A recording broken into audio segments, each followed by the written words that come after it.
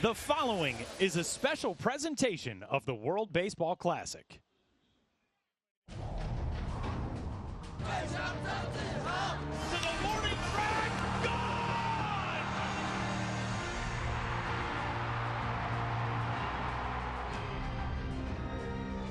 It's a new day on the international landscape. Base hit into left field.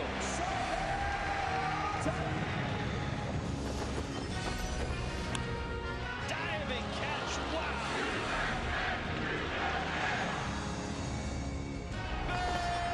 Perfecto! It is gone!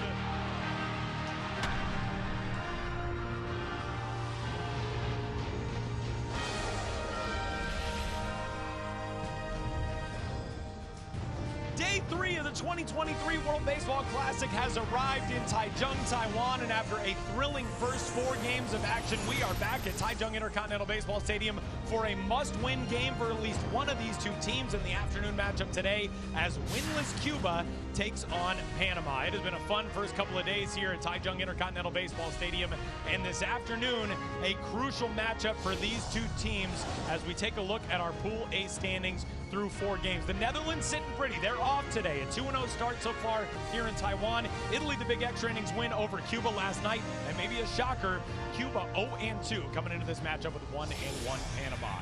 Hi, everybody. My name is Tyler Mon alongside the former Major Leaguer and 2-time Team Australia World Baseball Classic participant, Ryan Roland Smith.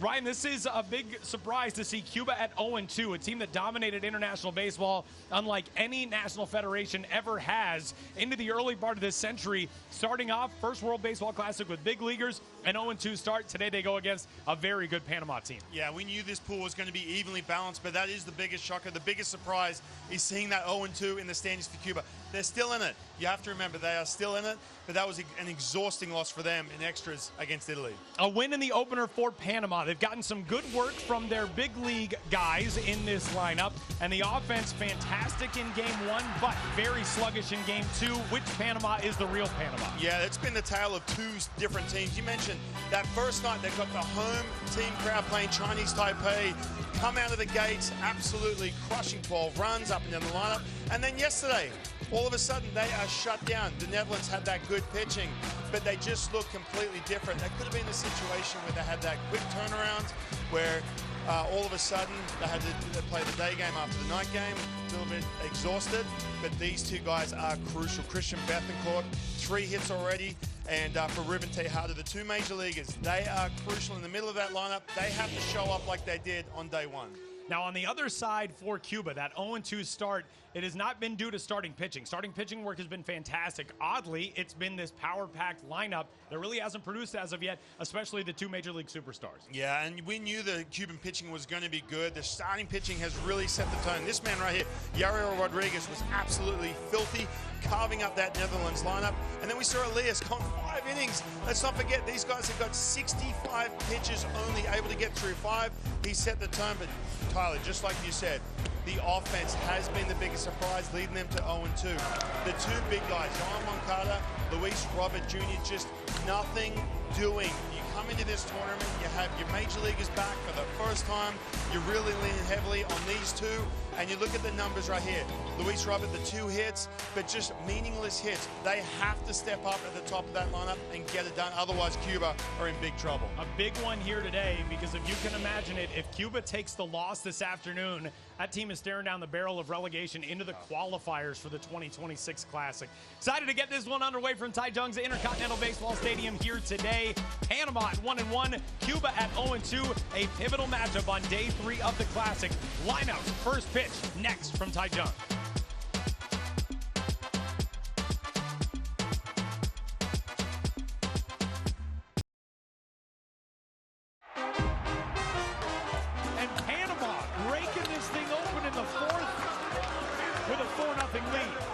Strikeout number 1. And Cuba is onto the board with the first run of the 2023 World Baseball Classic. Oh, what a throw from Alan Cordoba. And he's out at the plate. Not in a suit for a base hit. It's back to a 1-run ball game. What a moment.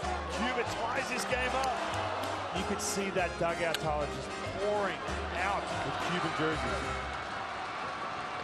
Getting to crunch time at the 2023 World Baseball Classic. Day number 3 in Pool A from Taichung's Intercontinental Baseball Stadium as Panama takes the field. A matchup of this 1-1 Panama squad against 0-2 Cuba here on day number 3 and game number 5.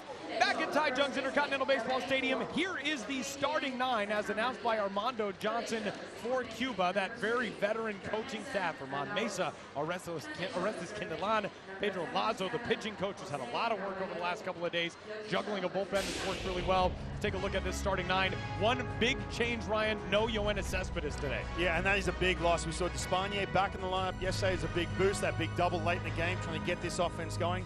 But number 2 and number 3, Yoan Moncada, Luis Robert Jr., we know all about them and what they've done at the major league level. They're here to carry this offense, and they simply haven't up until this point. For Panama, a starting pitcher today who will get a look at this lineup that includes Alfredo Despaigne, who was fantastic yesterday. It's the Milwaukee Brewers prospect, Andy Otero, the lefty. Yeah, and the big key for him is changing speeds. He's not going to overwhelm you with his fastball. He's got plenty of experience pitching all over the place, especially here in Taiwan. You look at some of these numbers here in AA and AAA, and take a look at the scouting report. The big breaking ball is key for him. Like we said, you've got the mid-80s fastball. He's not going to beat you, overwhelm you. Change-up is going to be a huge key. The big breaking ball. But he is facing a Cuban lineup which is just simply trying to figure themselves out. He has to take advantage of some pressing in that offense, swinging at some bad pitches. All right, cooler pitch name. The Snapdragon Curve as Andy Otero throws. A Vulcan changeup. Maybe the gyro ball as Daisuke Matsuzaka was purported to throw. What's the coolest name? That's a great question. You put me on the spot here. I'm going to say Snapdragon. You know, dragon is just fierce. It's a cool animal. Even though it's not real. Or are they real? I don't know. You tell me. Yeah, what are you talking about? Do dragons exist? I don't know. But a Snapdragon 100% takes the cake for sure. Well, the Snapdragon dealing lefty Andy Otero strides to the top of the pitcher's mound as Roel Santos steps into the batter's box. A guy who put up some outstanding numbers last season with Tabasco in the Mexican League, and we are just about set to get this thing underway in front of a good-sized crowd in the house today. Another day with a lot of kids in the crowd here on a Friday afternoon. And the first pitch of day number 3 is bunted first base side, and it is a leadoff bunt single for Roel Santos, and Cuba, desperate for a victory, starts it with a knock. And look at that energy. Look at that presence right there. All of a sudden, dropping the bunt down. We saw Santos do this yesterday as well. That's part of his game. He has that speed. But you're right, Tyler, just getting that offense moving. You see some changes too in the lineup. 2 guys that have not moved out of that spot. Luis Robert Jr. and this man, Yoan Moncada, have to step up today. It's just strange looking at an 0-2 Cuba when you're looking at the standings. Saw a terrific note yesterday from J.J. Cooper, writer for Baseball America and one of the most knowledgeable baseball minds on the planet. J.J. posted a tweet yesterday. He's been covering the World Baseball Classic for a long time and said, you know, if you were to go back to 2006 and tell me that Cuba would be 0-2 in a World Baseball Classic and essentially facing relegation, I would never believe you, because from 1976 to 2005, there were 13 IBAF Baseball World Series or World Cups. Cuba won 12 of them. The only one Cuba did not win was 1982, and it was because Cuba did not participate in 1982. That was the top-level international baseball tournament, save for the Olympics, for that time, from 1976 to 2005. And that fantastic note from J.J. Cooper at Baseball America as the 1-0 pitch is up and away. 2 balls and no strikes to Yoan Moncada. But I got to be honest, I love the bunt single to kick things off on the first pitch. For sure. Yeah, get it moving. Get it started. See that quick turnaround too last night. Exhausting loss in extras. We saw that affect Panama. Had that big 12-run first game against Chinese Taipei. Somehow taking this crowd somewhat out of it. And then having to turn around and do it again yesterday and just nothing doing against the Netherlands. It is another gorgeous day here in Taichung. We got temperatures that have actually crested over 80 degrees for the first time since we have been here in Taiwan. 12:38 first pitch this afternoon. A little bit of haze out beyond the outfield wall, but a beautiful Friday afternoon. As Otero kicks and comes home, and a swing at a pop-up on the infield. And Yoan Moncada's offensive struggles continue. 1 out. Take a look at the defensive alignment behind Andy Otero. Talented outfield captained by Jose Ramos in center. And they've been good too. They've been impressive, keeping a lot of ground balls in the infield. Ruben Tejada at shortstop. We all know about him. The Major League veteran, long time with the New York Mets. Jose Ramos, a big prospect in center field. Jose Caballero, Santa Maria around the infield. Christian Bethancourt behind the plate. Big pass ball from him yesterday, cost him a run.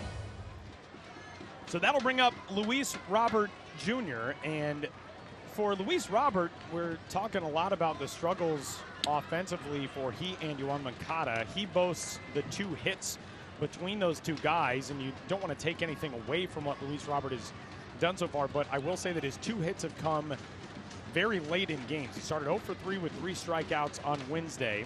Yesterday, 0 for 4 with 2 strikeouts. Now, he did double in the 8th inning, which turned out to be inconsequential in Wednesday's loss to the Netherlands. Yesterday, singled to drive in a run in the 10th inning in that 6-3 loss to the Mike Piazza-led Italy squad, which will go tonight against Chinese Taipei.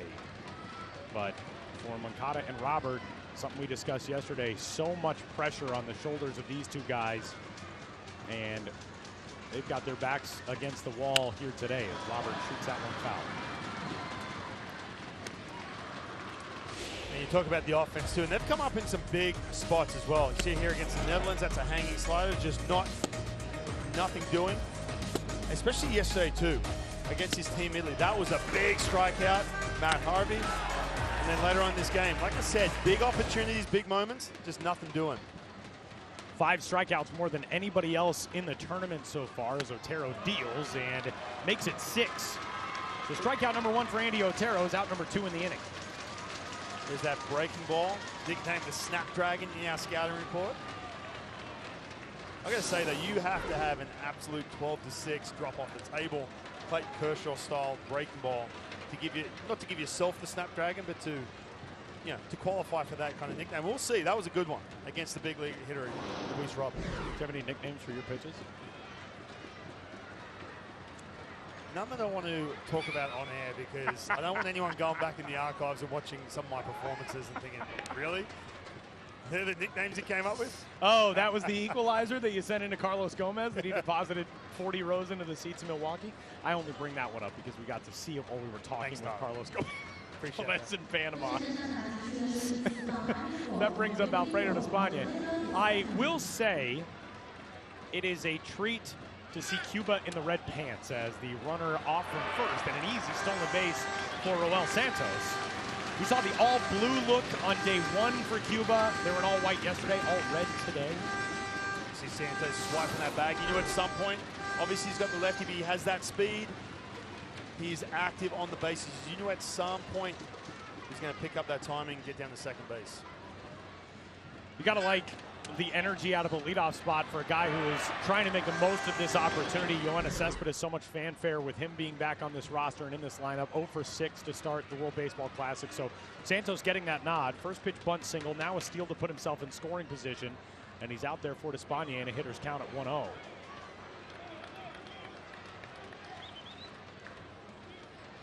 Look at these numbers, 3 for 18 combined, 14 left in scoring position. They've had opportunities too, and again, you can really focus in on the big bats. Moncada, Luis Robert Jr., big moments, especially last night. We saw Matt Harvey, who was trying to get a feel for that breaking stuff. The velocity wasn't the same as what we're used to obviously seeing from the Dark Knight days against the New York Mets, but he had to come up with some pitches, and it was right in the thick of that order. Trying to fix the belt out there for Roel Santos. After the headfirst dive back into second base. He's got it. Pretty good. That happens. Took a little bit. He's good. Got to rebutton the pants. Got to oven mitt. That's me after a Thanksgiving dinner. Actually, it's generally like the belt has just broken. Yeah, that's you after the daily breakfast buffet. What are you talking about? 1-0 pitch is there on the outside corner. Good looking offering there from Otero. Counting.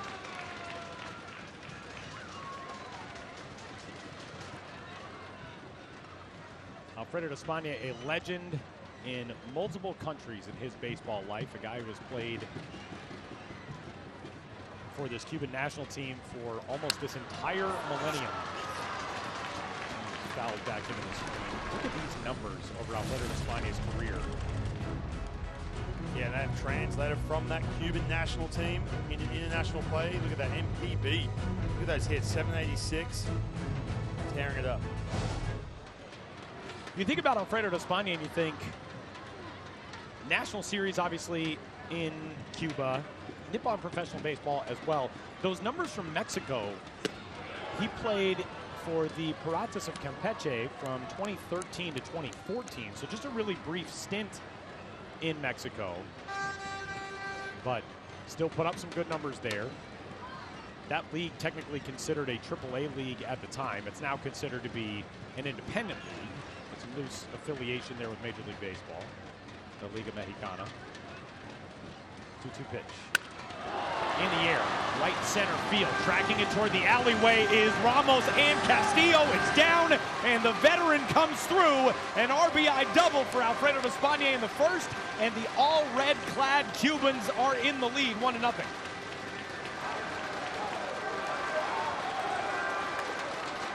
But Despaigne missed the first game. Back tightness, he was back in the lineup yesterday and just absolutely wearing out this right center gap. He wants it back, his feet. But this is that curveball, this is with 2 strikes. Just trying to do too much with that big 12-6 breaking ball, trying to bounce that pitch, get it below the strike zone. But Despaigne again going to right center field.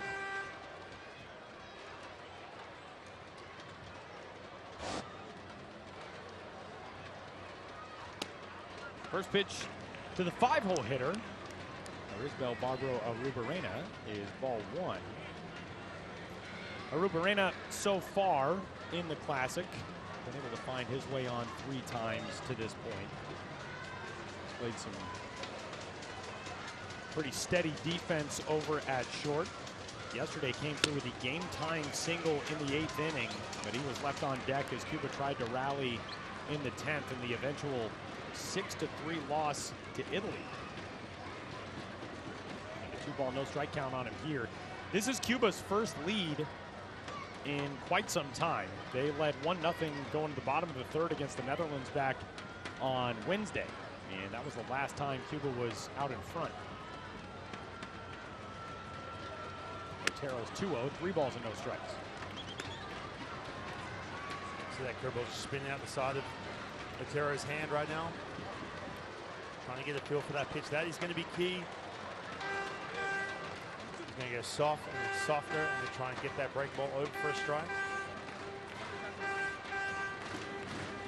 One note, this is Panama's only game as the home team here in Pool A action. Look at last bats today. So Rubarena takes a 4-pitch walk, and it's 1st and 2nd with 2 gone for Ariel Martinez getting his first start on the Classic.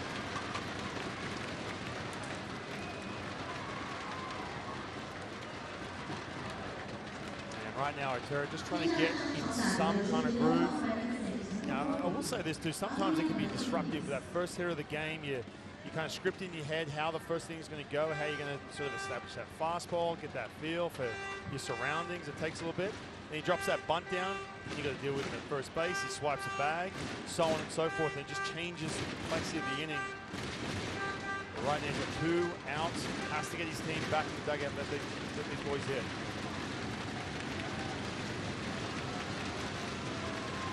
This is a big opportunity for Cuba. There was so much frustration last night with the offensive opportunities that went awry. And if you can get a multi-run lead in the first inning, you feel pretty good. That was a very good throw by Christian Betancourt, whose arm has always been one of his biggest assets. Nearly was able to snap that in behind Despaigne at 2nd. He's trying to catch Despaigne. He's sleeping. He's not moving as well as he once did. That's for sure.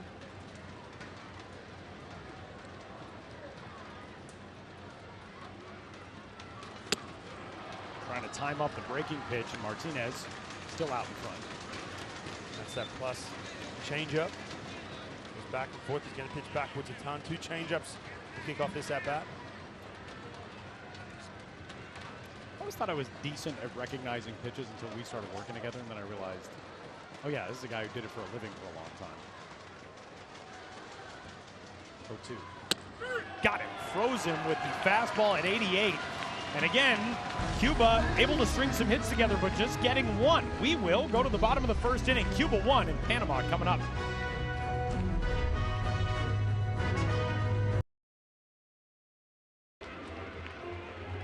Luis Ortiz and Panama win on day number 1 of this World Baseball Classic in 2023. A loss on day number 2, trying to bounce back. Squaring off with Cuba, and the starting lineup looks like this. Alan Cordova back in the leadoff spot for his team. We talked about this in the open. Which Panama offense are we going to see? There was hits up and down the lineup. Every starting player in this lineup on day 1 got a hit at least. Really good damage with 2 strikes. Did all the right things, and then yesterday shut down. Going to be interesting against this man, Ronald Bolaños. Seen the big leagues a little bit. A couple cups of coffee the last couple of years. We see the numbers here in AAA. 6 ERA. Biggest issue with Ronald Bolaños is that command. Stuff-wise, good enough, but the command has been the issue the last couple of years to stick around in the at the major league level. Cordova fouled on the right field line. No balls and 2 strikes on him. Yeah, Ronald Bolaños, cups of coffee parts of the last 4 seasons. Yeah, we talked about the command, but look, he's got that easy mid-90s fastball. He's built like a starting pitcher, but like it says right here, has the control issues. This is something Panama, they're going to be patient. They do such a good job of hitting with 2 strikes.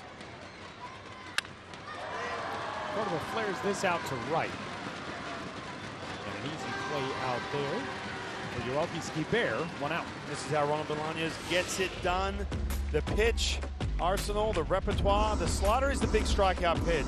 Throws that heavy sinking fastball, 4-seam, occasional changeup, curveball, but the slider is the pitch he'll go to. Last year in the major leagues, roughly around 80%. All his strikeouts with the Kansas City Royals came off that slider, righties and lefties.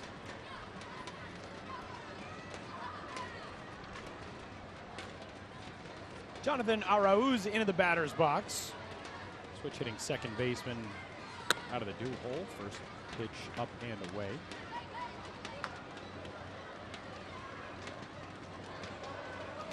Arauz currently in the New York Mets organization. He's out of the Panamanian province of Chiriquí. Takes a pitch for a strike. 95 out of the right arm of Ronald Bolaños. It's just easy 95 too, effortless.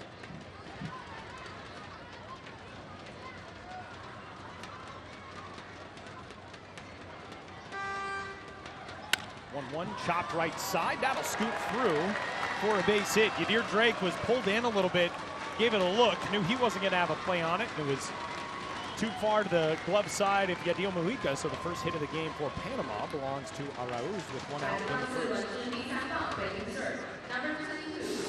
Stop the fastball up in the strike zone. Gets that ball on the ground, but sneaks through that hole, right field.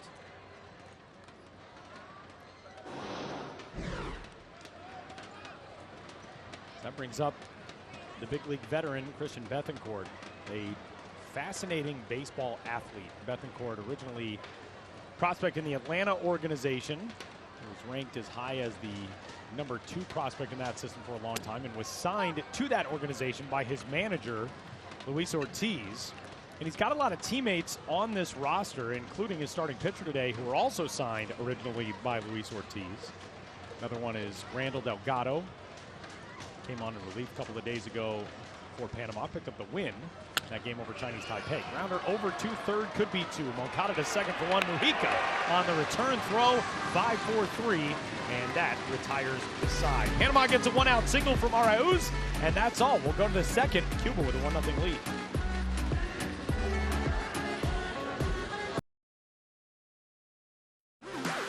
A big change in the Cuba lineup today on day #3 of the World Baseball Classic. No Yoenis Cespedes, who has had a rough start to this tournament.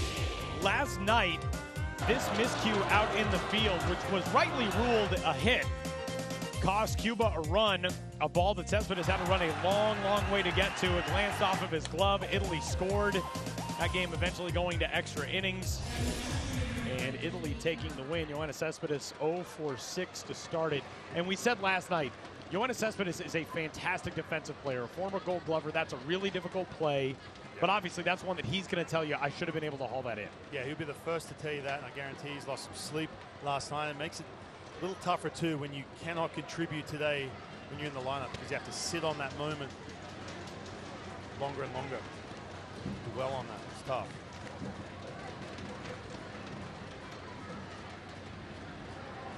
Leadoff man for Cuba here in the top of the second inning is Yoelqui Guibert out of the 7th spot. We've seen Guibert in the leadoff position for Cuba.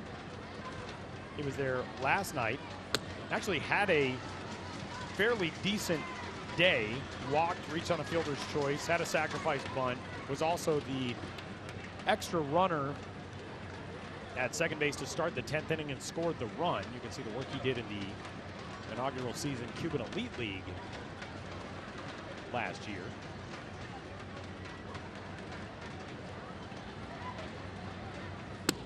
And that one up and in on him. 3 balls and no strikes. Yeah, we're buried in the leadoff spot usually, but you can see him peeking down to the third baseman too. He's another threat to bunt.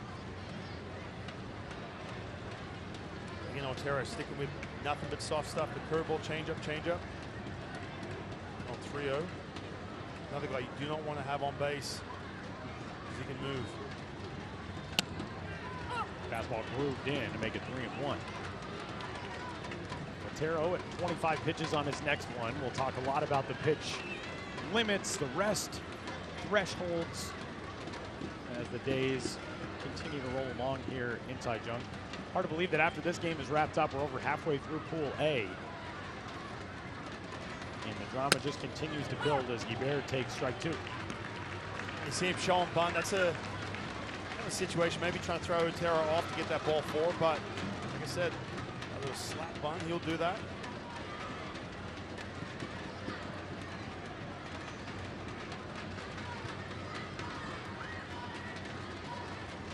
Otero trying to climb back from 3-0. And his pitch is chopped out to second. An easy hop there for Arauz.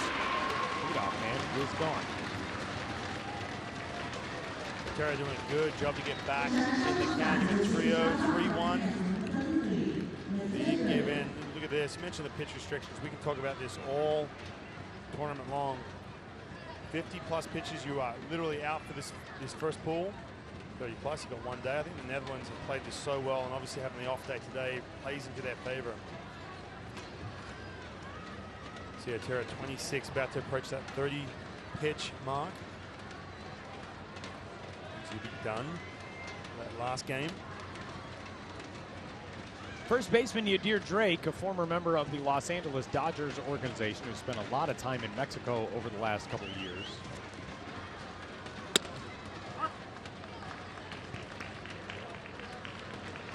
And we talk about the unavailable pitches. Look at this. Well, first of all, you're going to see some starting pitches. We saw Matt Harvey get taken out actually before 50 pitches, so he is still available. But pretty much every other starter besides that, they are one and done. Catch you next round if you get that far.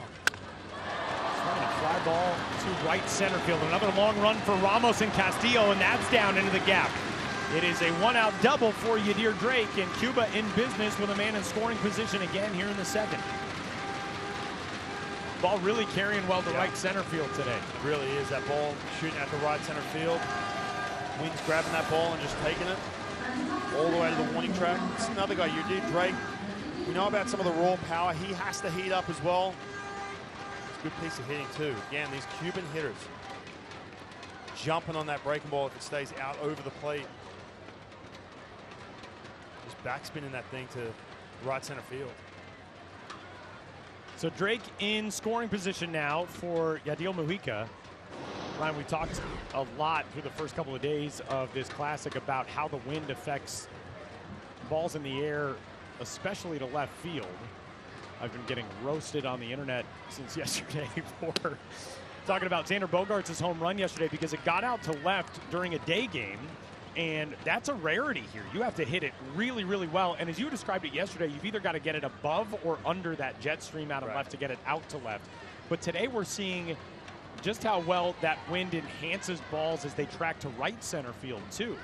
But it's not easy to hit out to left during the day here with the airflow as Mujica sends this one down the line. And that slices and touches down foul. Man, that was very, very close, and Yadiel Mujica just missing extra bases. And right now, I guarantee you, if you're Luis Ortiz, this is do or die. Otero is very hittable. Getting away with one right here, just going foul. He's got to start making some tough decisions for that bullpen. Catches a break though right here. Oh, wow. That is about as close as it gets on the line, and Cuba is asking for another look at this.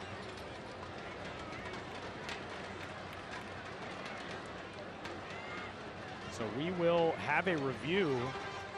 We'll see if we've got anything that maybe a little bit closer shows whether or not that contacts the line. Remember, if it touches the foul line, it is a fair ball.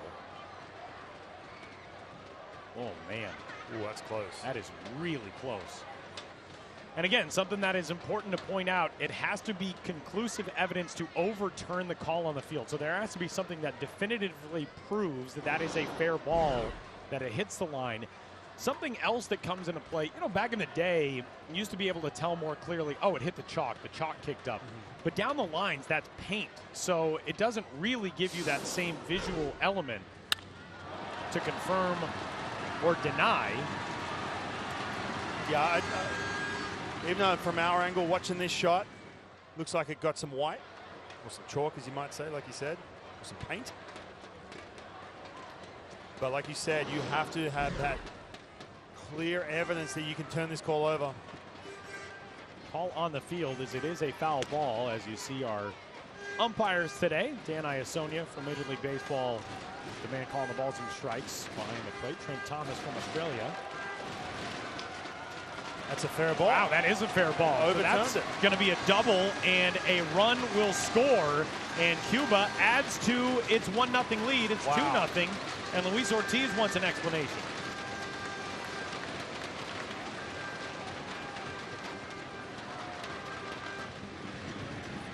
Yeah, this is a tough one because essentially the ball's still put in play, right? So if they do overturn this, yes, they have to give it a ground rule double because play was stopped. But right now he's, see right here, walking around the bases, ground rule, 2 runs. This completely changes the complexity of this inning and this start for Otero.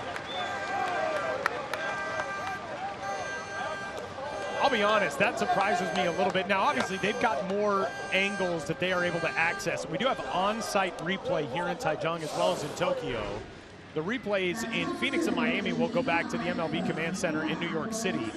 And they've got access to more than what we see. And, man, that is a big umpiring decision for Armando Johnson and his guys. And now, after trading 1-out doubles, Cuba's got another run in and another man in scoring position, and back to the top of the order for Roel Santos, who bunted his way on last inning.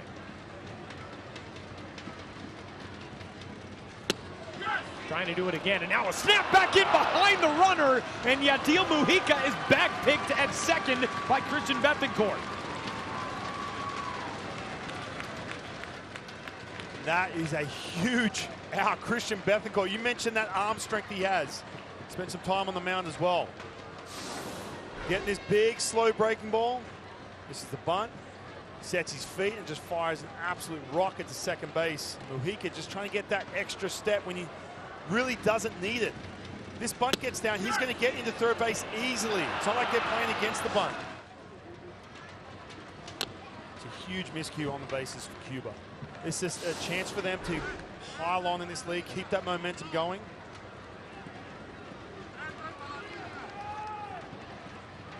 Now look at that, just trying to get just too many steps.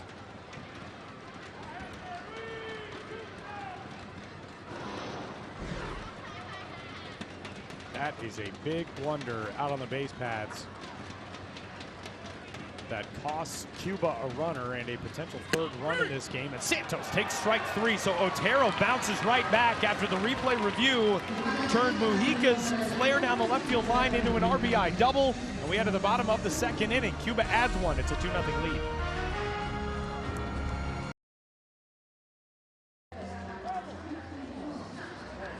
You see Christian Bethencourt after that second inning coming in after firing a strike to second base. Look at this, trying to get his team, this dugout, that energy, trying to manufacture it. You're going to see him start to rip in to his team.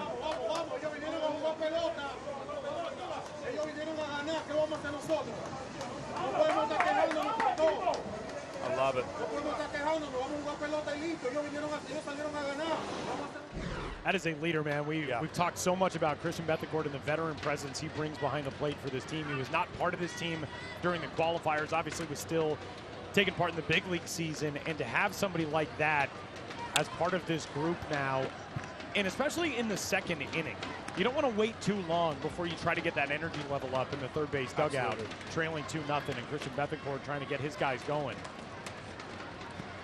Well, he's the reason it's still 2-0 right now, and this team's still close, because that second inning would have been completely different. Top of that second, if he hadn't fired that strike down to second base. Pick the runner. Looking back on some of his scouting grades as Jose Ramos takes that pitch down and was able to hold up a 70 grade arm. Back when Christian Bethencourt was coming up, the MLB scouting scale, the baseball scouting scale is 20 to 80, so 70 is well above average. And he has just always had such an aptitude to be able to deal with the running game like he did last inning. 2 balls and a strike on the Los Angeles Dodgers prospect Jose Ramos, leading things off out of the cleanup spot. Ramos, the star of the Panama City qualifier back in October. A couple of big home runs against Argentina and Brazil as Ronald Bolaños puts a fastball into the belt to him for strike 2.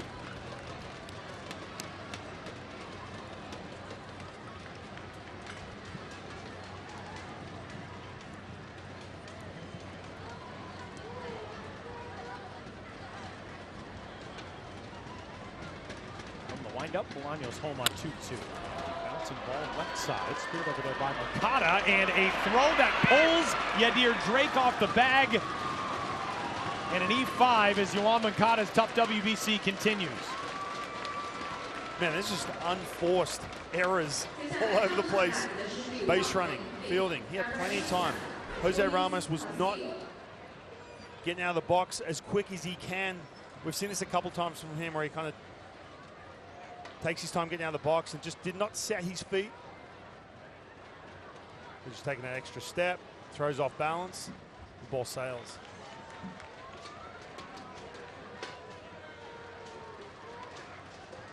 So Panama now will try to take advantage of the miscue as the 5-hole hitter Luis Castillo steps in and takes the first pitch down for ball 1. Now, Tyler, not only obviously generates base runners with none out, I get all that, but also what it does is just add pitches to that tight pitch count. All of a sudden, you've got to start getting extra outs. Your starting pitcher, who looks like he's starting to settle in, has to throw that extra 10, 15. Next thing you know, he's got to bow out third, fourth inning. You get into that bullpen, which has been taxed for Cuba as well. A couple guys who aren't available today. Moinello, pitch back-to-back days. Pedro Lazo nearly made a very nice bare hand pickup on that foul ball to the Cuban dugout.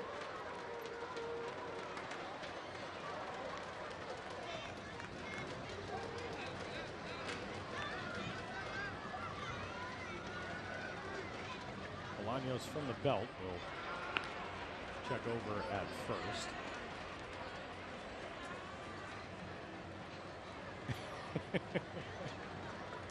Yadir Drake having a laugh with Jose Ramos.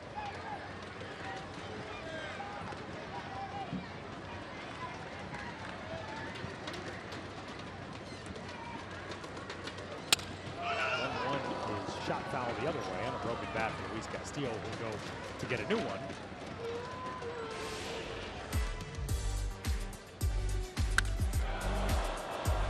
We have seen some strange ones so far in this World Baseball Classic. That was Arisbella Rubarena last night against Italy. Left the bag at third base, was initially called out by Serge Makushetev, the third base umpire, but had been granted time after that triple out to center field. And we were about ready to just be blown away by that because Australia got a pivotal out against Korea in a very similar play in Tokyo earlier in the day, in which Wee-Ji Yong stepped off the bag and was tagged out at second base. Got to be very aware that you are being granted time in a baseball game. If you're a young player, that's something always to keep in mind. Make sure that you've been given time before you step off the bag as the 1-2 is up and away. You ever had a wildly embarrassing moment on a baseball field? You ever, like, you know, the old Larry Walker footage, my favorite ball player of all time, but handing the ball away at Dodger Stadium with 2 outs? I mean, just a couple times tripping up the top step in front of the sellout crowd. It's happened a few times. 2-2. On the ground, slowly hit right side. The only option there for Mojica is the first. Or the first out of the inning. You get a chance to look at that Cuban defense. Couple miscues. Causing some base runners from Rubarena, but you see Yohan Moncada, the big league third baseman down there third, Rubarena on the left side of that infield. Very good left side of the infield, by the way, besides the miscue. But you got Mojica, Yadier Drake, Luis Robert Jr., the Major League center fielder. They are into the top of the 6th inning at the Tokyo Dome in game number 3 from Pool B, and we've got a storyline developing for the Czech Republic. You see that score, 4-1. Czech Republic pitching right now, throwing a no-hitter. Daniel Padishak got the start in that game, 4 no-hit innings for him. Martin Schneider has come on. He walked 3 and gave up a run, but no hits. And Czech Republic trying to deliver a statement in game number 1. I think so much of the focus on that pool has been, what exactly are we going to see from the Czech Republic? You and I saw them in Germany. That is a very good team. I think the average fan looks and thinks, the Czech Republic, how good is that team going to be? That is a very talented team, and right now, a 4-1 lead in their first game against China, which took a loss last night to Japan in the opener. Yeah, it's natural to look at these rosters if you're a fan, especially in the United States, and you look at that name, you look, most rosters anywhere on the internet, you look to the right, and it tells you the MLB affiliation, where you see 0 of them with Czech Republic. Shot out to left center field. Tejada drives this one well. Warning track, ball gone! The 9-year big league veteran Ruben Tejada ties things in the second, 2-2. We talked about Ruben Tejada. This is a big opportunity for him, obviously for Team Panama, but him as an individual to get back on the main stage, long-time shortstop with the New York Mets, and he has looked good offensively. No easy task. 0-1 pitch. We talked about left field. It is tough to get the ball out. You have to keep it below that wind tunnel.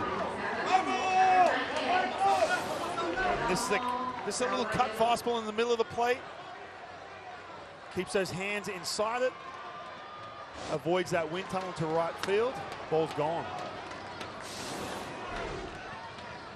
And the error comes back to hurt Cuba. What looked like a routine ground ball off the bat of Jose Ramos to start this inning. An error on Yohan Moncada on the throw.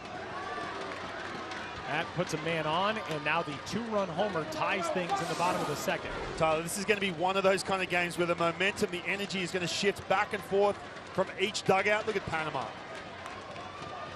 We saw that last night.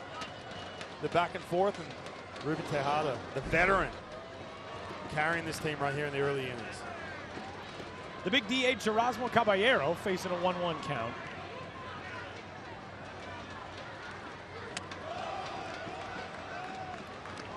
What a swing from Ruben Tejada. It's so funny, Ryan, because we've talked so much about the wind out and left, and we've heard these balls that have been deafening coming off the bat, and then they just die out there in left field, but Tejada got more than all of that one. Yeah, for a guy like Ruben Tejada, we were just talking before he hit that blaster, talking about Czech Republic when you check the MLB affiliation, but if you are a fan too, and you look at Matt Harvey last night, Ruben Tejada coming into this, and you look at those names like, oh, I remember him. And you got to remember, these guys are still young enough in their career to still make an impact. And it's evident when you get to watch on the main stage. He's not playing in some league where you don't get to see it on TV, facing tough pitching. Now all of a sudden, Panama have got some good rhythm offensively. Walk there. So Caballero will bring up Jose Caballero. I can imagine we might see Pedro Lazo here, and we will, as he's out of the first base dugout. There you go, look at that wind out in the outfield, 8 miles an hour. And actually right now it's shifted directions and it's going out to straight center field. But that has become a big factor over the first few days here in Taichung. And Pedro Lazo tries to calm down his starter, Ronald Bolaños, here in the second. Yeah, perfect time to get out there and just get that heart rate down, that blood pressure down to a normal level, and just start executing pitches again. Game speeds up quick, especially when you only got 4 games to get it done. The dimensions here at Taichung Intercontinental Baseball Stadium, you see how tantalizing those alleyways are, but they're somewhat misleading in that regard, especially in left center. 400 at dead center field. Symmetrical outfield wall, 325 down the lines. Same distances to the gaps in each spot, 400 at dead center. And those stands out there in the outfield that say Viva Taichung, those are going to be jam-packed tonight.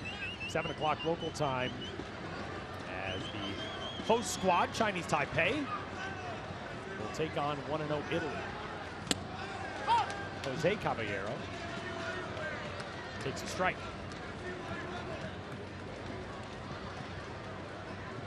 Tyler, we asked, which version of this Panamanian team are we going to get? Game 1 or game 2? Game 1, Chinese Taipei, they took care of them. 12 runs they put up against this electric atmosphere against the home team. Game 2, they were shut down. Just 0 heartbeat. It's looking more and more like game 1. That man right there getting their team fired up. Some scary heat to get out of the way of here.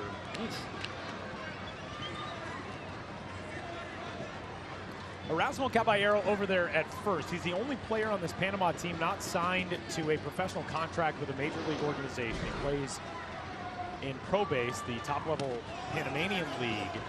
Jose Caballero at the plate right now, member of the Mariners organization. 26-year-old from Panama City.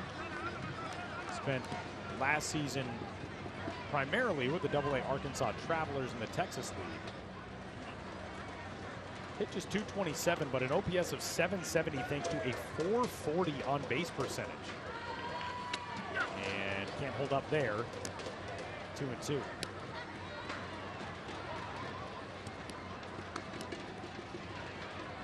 Guy who just puts the ball in play a lot. 134 games. He walked 35 times and struck out just 22 times last year for the Travelers. Also got some time in the Arizona Fall League. Put up an OPS of 800 in the showcase off-season circuit for the top prospects in baseball. You can see Bolaños. Look at this. All of a sudden, 3-2. You see the fastball get behind him the count. Then he goes back to that good slider. But now it's 3-2. He's having a tough time putting these hitters away. We talked about the command, the walk rate, but also to put himself in good counts and then executing pitches.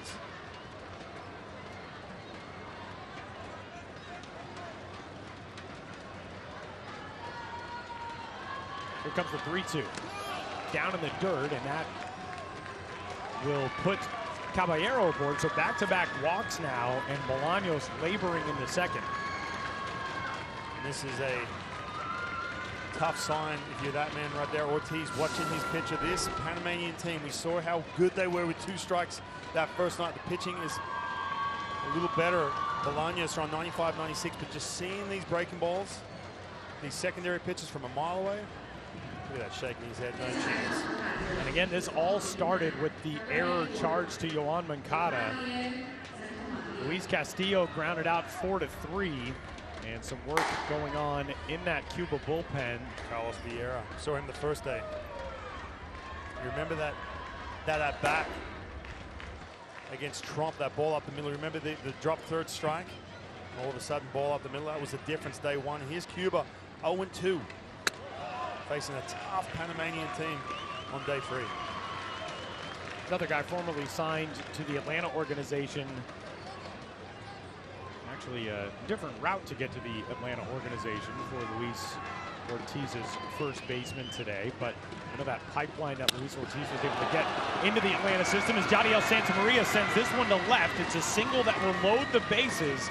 And since the start of this inning, error, ground out, fielder's choice, home run, walk, single. They're loaded up for Panama with 1 out. Armando Johnson, Pedro Laza got to start making those tough decisions. It's just a fastball middle, sitting fastball.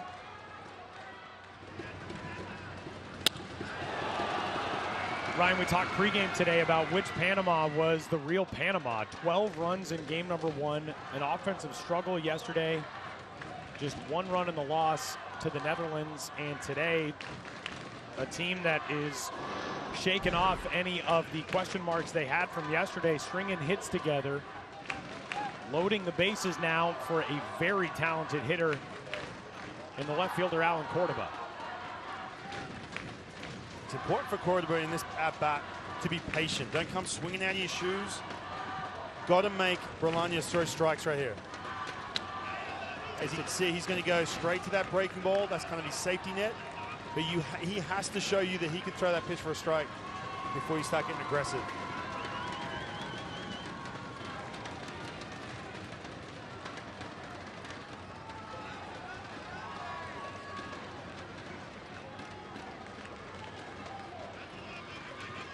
Bolaños, a deep breath, and his 1-0. Cordoba to center field and down for a base hit. That will plate at least 2 as Erasmo and Jose Caballero score.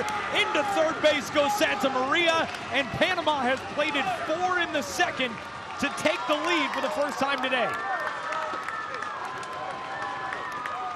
And they're absolutely dialed in on Ronald Bolaños. We talked about that slider. If he cannot get that out over the plate for a strike, he is in deep trouble.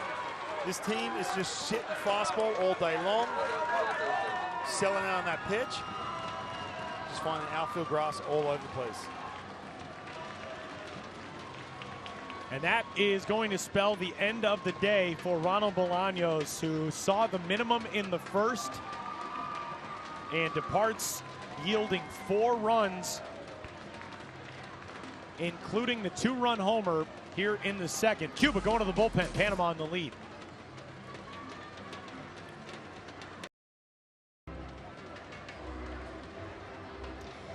The day has come to a close for Ronald Bolaños after 36 pitches, running into a lot of trouble here in the second as Panama has rallied to take the lead 4-2. And this is just a straight fastball. We talked about the command issues, and not so much today with all the walks. We're talking about getting that secondary pitch, that slider, over for a strike. He was not able to do that, and Panama jumped all over him. Man, what a contrast too. But you talk about that starting pitching they've received. Pitching has not been the issue for them. Last couple days, it's been Elias, Rodriguez dominating. Bolaños today out in the second inning. Alan Cordoba, a guy who put himself on the prospect map partially with his performance on the international stage in the U23 Baseball World Cup in 2016.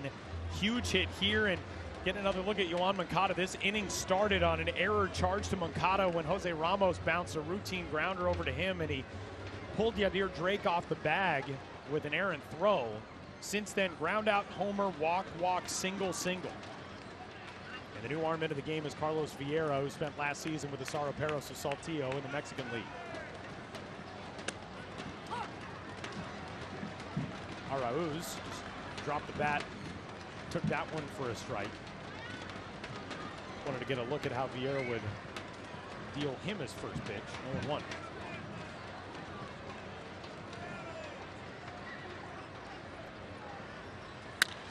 Arauz in the air to center field. And there's only 1 out, and Jadiel Santamaria strayed off of the bag as though there were 2 gone. He got called back to the bag to tag up by Vicente Garibaldo, but what maybe had a chance to be a sacrifice fly, albeit it's out to a Gold Glover and a star out there in Luis Robert, instead just turns into a fly out for Arauz. Yeah, you got a good arm there at center field, but you have to be tagging in this situation. At least break towards home plate to try and create the errant throw. Miscue. I get it. There's a couple layoffs, pitching change, etc. You're not quite sure how many outs, but situations like this, if it stays 4-2 and all of a sudden Cuba climb back to tie it up, you get another look at it right here. So you can see him just kind of drifting off as if there's two outs. Deep enough, Tyler, what do you think? I don't think in the middle that Jadiel Santamaria scores there, but man, you can see Arauz frustrated as well. I don't think he scores, but you make a great point. At least force the throw. If the throw gets away, you've got the opportunity to come in with a 5th run, and the veteran Santamaria feeling it. Just a mental lapse for a moment.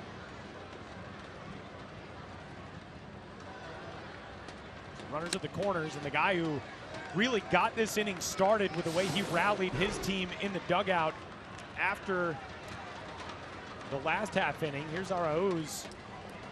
He's looking back to third base as if to say, listen, I got this ball in the air out to left field. I want you to tag up. And then you glance down there, he's jogging home.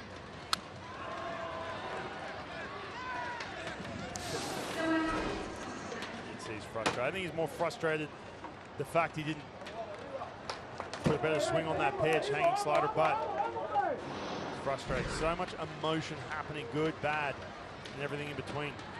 All kicked off from this man, Christian Bethencourt. All these teams know how precious these opportunities are. When you've got rallies going, you've got to take as much advantage as possible. And that's a missed opportunity to add to a 2-run lead. A good count right here, 3-1 for Christian Bethencourt. This is a guy, if you try and throw something soft in a way, you can hit this ball into right field. Score that run from third. 3-1 runner off from first, and that one's fouled away, so Cordoba will be off again with the next one, a full count pitch coming up. Going to go in. Another fastball in on the hands.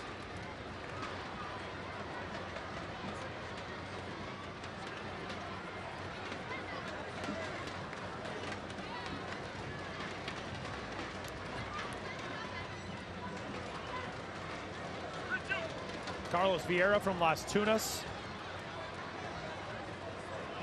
Big right-hander trying to wrap up this 4-run second inning for Panama. He deals, and Bethencourt fouls it to stay alive. That's that pitch I was talking about, that down and away spot where he can shoot that ball into right field, just trying to do a little too much, getting out in front on that swing. Stop a fastball down and away, excuse me, change up. So a little out in front.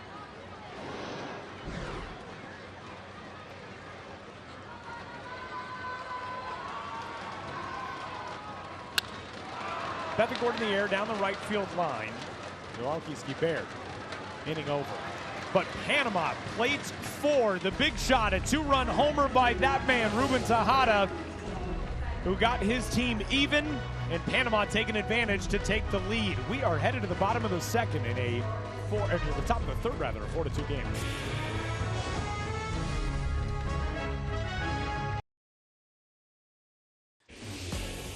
We talked in our broadcast open today, Ryan, about the 2 guys that Panama needed to come to life today to lead them, Christian Bethencourt and Ruben Tejada, and how about these 2 last innings? Yeah, and you look at Christian Bethencourt, not doing it in the box, but he's firing his team up. And this guy does it in the batter's box offensively. Ruben Tejada, he has been looking good the entire tournament. And look at that too, putting up a 4 spot. Tell you what, this Panamanian team, they can put them up in bunches. That's a 3rd time in 3 games, or 2.5 games rather, they put up a 4 spot in 1 inning.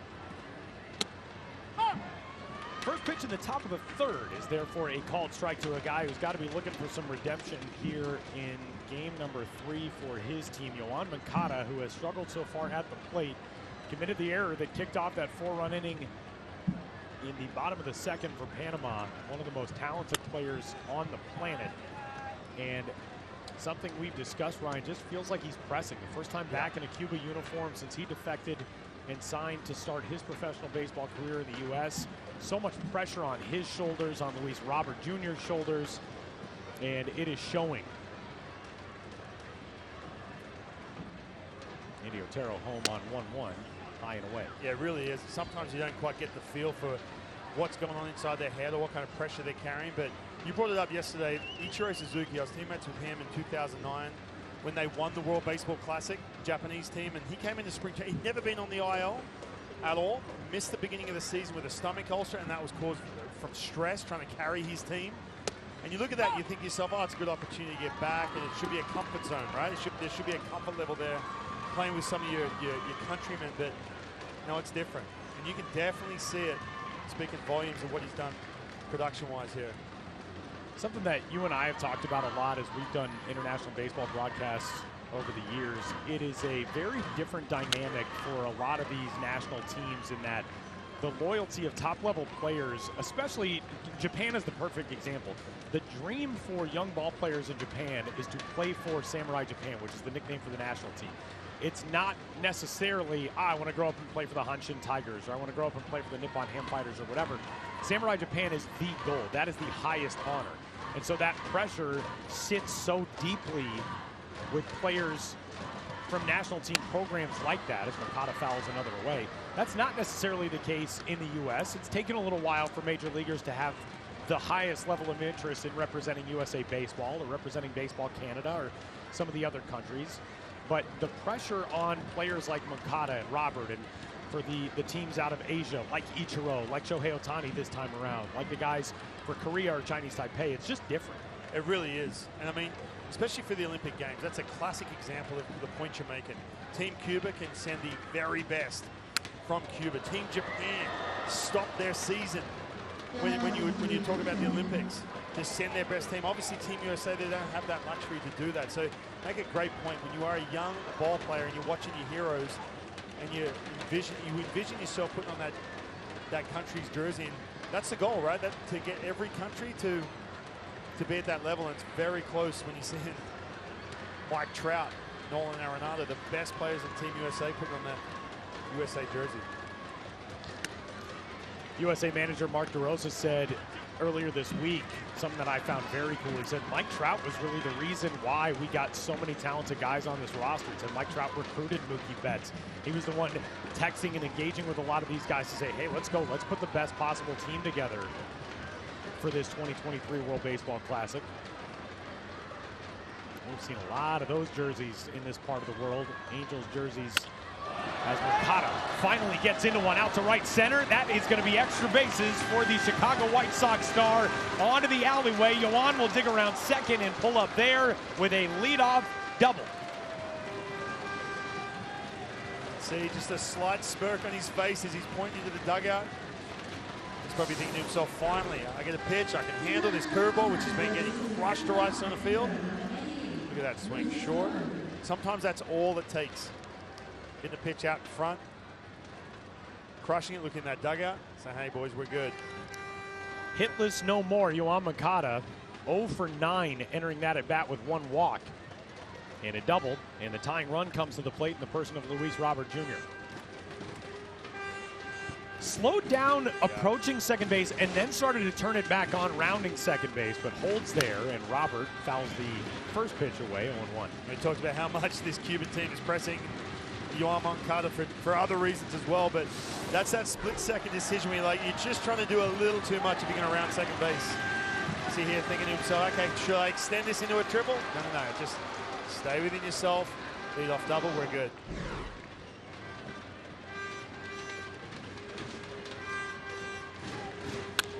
Robert grounds one left side. That'll scoot through for a base hit.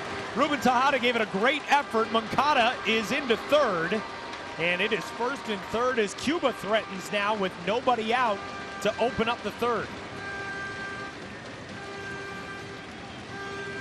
Now all of a sudden Cuba's in business. That fastball, this is a pitch. Otero pitches everyone backwards. A lot of changeup for the curveballs, but he's trying to freeze guys on the inside part of the plate. Couple strikeouts in there, but just getting enough through the hole. That brings up Alfredo Despaigne. Ryan, we didn't see Alfredo in the lineup the first day. He experienced some discomfort, as we'll get a visit to the pitcher's mound from Wilfredo Cordoba, the pitching coach for this Panama team. And Despaigne, we kind of wondered, how much is he going to have left in the tank? A guy who's played, he started the Cuban National Series in 2004.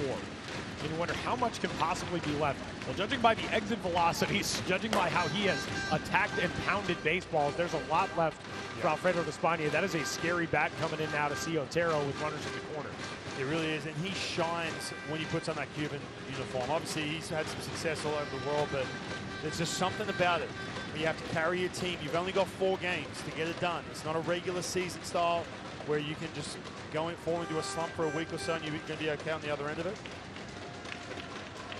Andy Otero very familiar with this ballpark, his home ballpark as a Chinese Professional Baseball League champion with the CTBC brothers last year. And here is his first pitch on the way to Despaigne. There for strike 1. Andy Otero, as we noted, from Chiriquí. He also played for Estrellas Orientales in the Dominican Winter League. You know, Tyler, I'm watching this too with Andy Otero. We know about the slow stuff, right? He's only thrown 85, 88. He's backdooring that breaking ball, but he's freezing guys on the inside part of the plate with the fastball first time around. Now all of a sudden, there's another fastball on the inside part of the plate. But when you have this kind of stuff, and when you're showing all your pitches early, second time through the lineup, things start to change. We've seen that. Yoan Moncada gets a pitch he's seen. And again, there's a fastball. These hitters, these Cuban hitters are so good, they can pick up patterns at one time through the lineup. Things start to change. So this is going to be something to keep an eye on for this Panamanian bullpen.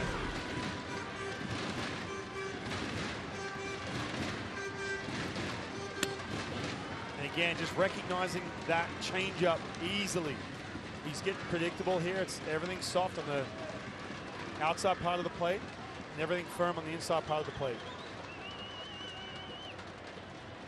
This atmosphere here for this afternoon game, it's not nearly what we're going to see tonight with Chinese Taipei playing, but a crowd that is getting into it as Cuba mounts a charge here in the third. Otero deals. Despaigne, a swift grounder over to third. Moncada is tagged out by Jose Caballero. Wow.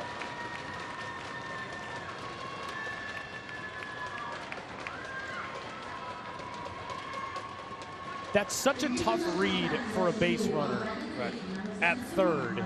But, man, for Moncada, he's got to be thinking, what else is going to go wrong for me this week? Yeah, well, it's a situation where you are running on contact, but when you mention it, the read on this, you have to know with that third baseman bearing in and knowing the space you have from in between third and home, you either have to go or you hold up. You can just see the hesitation. He is second-guessing everything he's doing right now.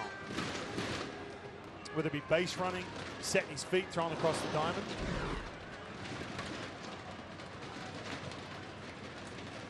Every inning is just an adventure right now for Cuba as the first pitch is in tight on Arubarena. We're starting to see more fastballs going to that pitch second time through the lineup. Inside part of the plate. Able to get Despaigne jammed on that last ground ball.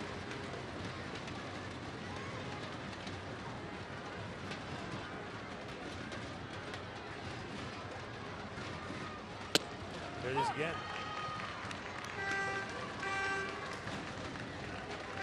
So at second base now, Luis Robert Jr. First base is Alfredo Despaigne. Not very good speed over at first, but Robert obviously runs extremely well.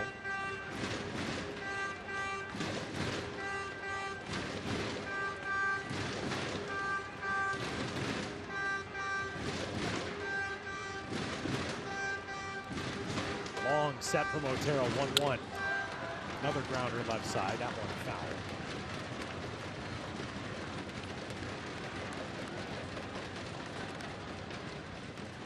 You know, one guy who's not going to give up this week on this Cuba team, and that's Horn Guy,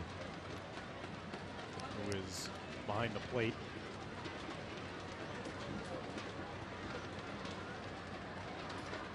He's become sort of the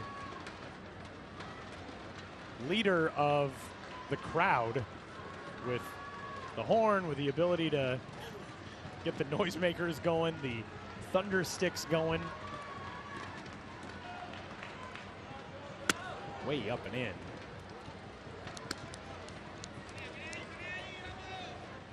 Curious to see if these Cuban hitters start picking up. They're going to get that 87, 88 middle in. If they can cheat, try and drive that ball into left field.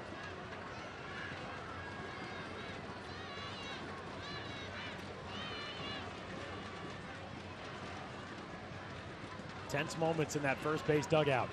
Backs to the wall for Cuba, 0-2 to start this classic, and Arrubarena is gone on strikes. That's a big at-bat right there. I was just talking about the fact he's throwing that fastball a lot more. Then he comes back, he gets 2 strikes. Absolutely paints this changeup down and away. Look at this. He sets you up inside, so all of a sudden changes the angle just a little bit, and that second at-bat, walking back to the dugout saying, listen, we're getting soft away, occasional hard in. Flips the script on you. Right back to that changeup. So 2 gone now. First 2 were aboard at first and third with nobody out in this inning, and Ariel Martinez will try to cash in at least something. Skies this one into the first row of seats, sets off a scramble for that souvenir. Who's going to be able to get it? Who's got the longest arms? Hey, by the way, I never caught, the Australian Baseball League as a kid. That's what I had, the Hunter Eagles in Newcastle. In the mid-90s, the first version of the Australian Baseball League growing up. I never got a foul ball, ever. All these kids I played baseball against, they're like, oh, check this out, ABL ball. Man, never got one.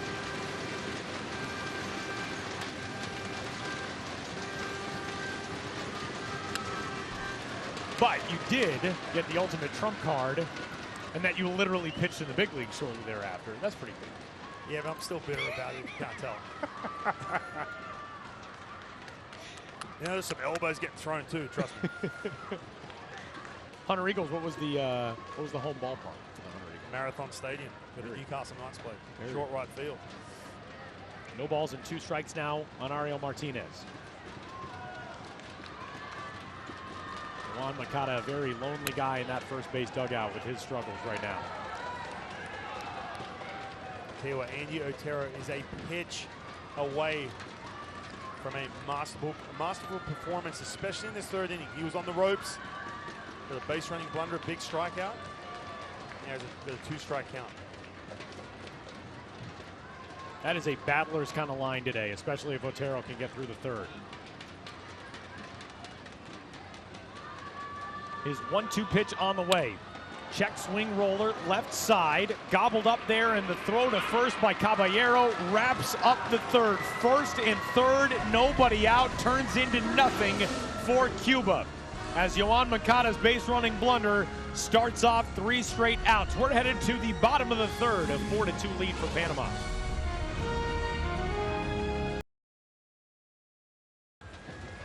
The afternoon is done for Andy Otero, and Ryan, you look at this line, 3 innings, 6 hits, 2 runs, a regular season start. You would think that is a rough day. Andy Otero, that is a big kind of start in a tournament format like this. It really is. He leads with his team 4-2. Now, you go back to that 1st inning, he was starting to get hit a little bit. Wasn't able to get that breaking ball over. Tons of contact, and then he settled in, but nothing bigger than that 3rd inning on the ropes. Got out of it scoreless. Big day for him.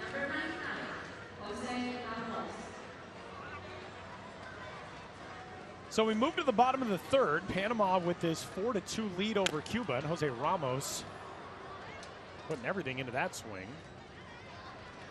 Corkscrewing himself into the dirt. No balls and a strike.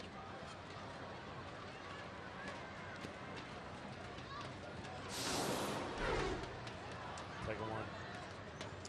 Eluding the shin guard right off the foot.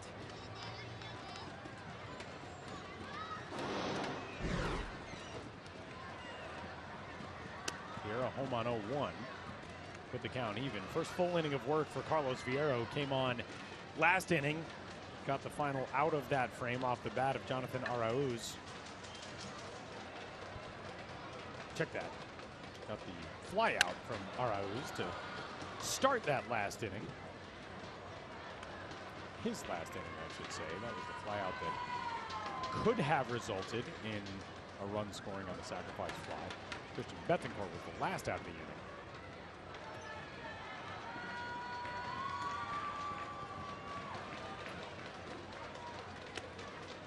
Two balls and 2 strikes on Ramos.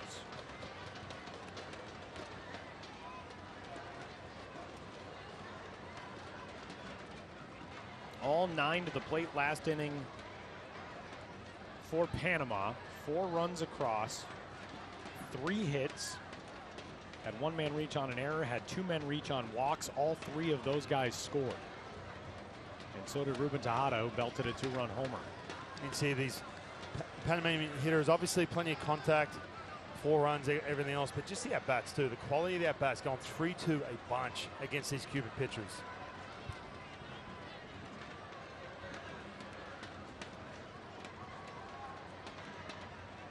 Three-2 on the way, and a ground ball back up the middle and into center field past the outstretched glove of Arua Barrena, and a leadoff single for Jose Ramos.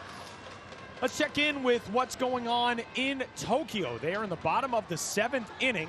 The no-hitter is done as China has broken through. First hit in that game in the 6th inning, but the Czech Republic, a 4-1 lead in their first ever World Baseball Classic game, came through the qualifier in Regensburg last year. A team full of characters, a team full of teachers and firefighters and guys who work in insurance and guys who work in logistics and all kinds of fun baseball stories. And China has just added another run. Bottom of the 7th, it's now a 4-2 game there as Mikhail Kovala works on the mound for the Czech Republic, one of the star pitchers for that team. But that would be a big-time win to open the World Baseball Classic for the Czechs. And these guys can play. You haven't seen them, obviously, on the world stage. A lot of them, we talked about it earlier, that when you got Team USA, Dominican Republic, all these superstars. But one of the beautiful things... Runner off. Throw down to second is more than in time as Ariel Martinez. What happened there? Got around the tag. Eluding the tag of Arua Barrena, and somehow Jose Ramos steals second. That throw was there with Ramos 3 steps away from the bag. And a good throw. He did not get a good jump at all. You can see he is absolutely dead to rights here at second base. Wow. And getting around the tag. Look at Arua Barrena just kind of... Wow. Completely not getting that glove. If you're unsure where that foot is, if you have not picked up the base runner, you simply have to put that glove on in front of that bag. If you pick up the base runner, sure, okay, go for the foot. If you haven't picked him up, which obviously he didn't, throw that glove in front of the bag. Nothing going right now for this Cuban team. Dodgers fans, you've got a really fun one coming up in Jose Ramos, who this year we anticipate will probably see at AA Tulsa, maybe at AAA Oklahoma City at some point. But look at this. Wow. Big cut and miss there, 1 and 2 now on Luis Castillo. But what I was saying about, you see that Czech Republic team. Again, we've seen plenty of them. There's a nice little backstory on YouTube to see what they're all about. But when you get a chance to see some of these guys who have regular jobs, you mentioned the school teaching, the firemen, whatever it may be, or some guys trying to get back into professional baseball, taking on some of these MLB superstars. I know for the Australian team, the big upset yesterday against Korea. All of a sudden, you've got guys like who are playing A-ball, AA, AAA. Blake Townsend, a young left-handed pitcher with the Seattle Mariners. He's going to get a chance to pitch, against the Shohei Ohtani. Some of these, Lars Nootbaar on that Japanese team, and hopefully get to the next round. That's the best, one of my favorite things about this World Baseball Classic. That Czech team has added some recognizable names. Eric Sogard is a member of that team. There are a few tweaks from that qualifiers roster, but that qualifying team, all either locally born or developed, with the exception of, I believe, 1 pitcher. As Castillo grounds it back to the mound, and now the runner hung up between second and third. Ramos in a rundown. Yohan Moncada will run him back. Arua Barrena did not tag him, but out of the baseline, Ramos is gone. That's a great job by Carlos Vieira to snare that ball and immediately whip around to look at second. Yeah, it really is. It's tough because you're moving with you're dealing with a moving object. I think one thing with Jose Ramos, you see him try and get in that rundown. You have to stay in that rundown as long as possible and let the runner get from first to second base. This is a tough spot too. It's not automatic that he goes back to second. You can see the umpire letting him know he's out, but you have to stay in this rundown as long as you possibly can to let that runner get up to second base.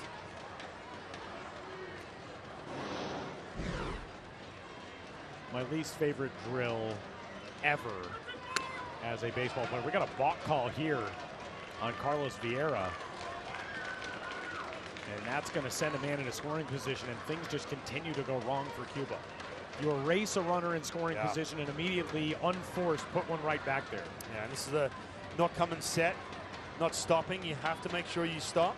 That's one thing they're cracking down on Major League Baseball, making sure guys, especially with the pitch clock enforced, make sure you stop when you come set. Let's take another look from behind the catcher. Just never came to a complete stop where the entire body is frozen before he delivers the pitch. You can see home plate umpire Dan Iasonia explaining to Carlos Vieira why he called that, and a swing and a miss on 1-0 makes it 1-1.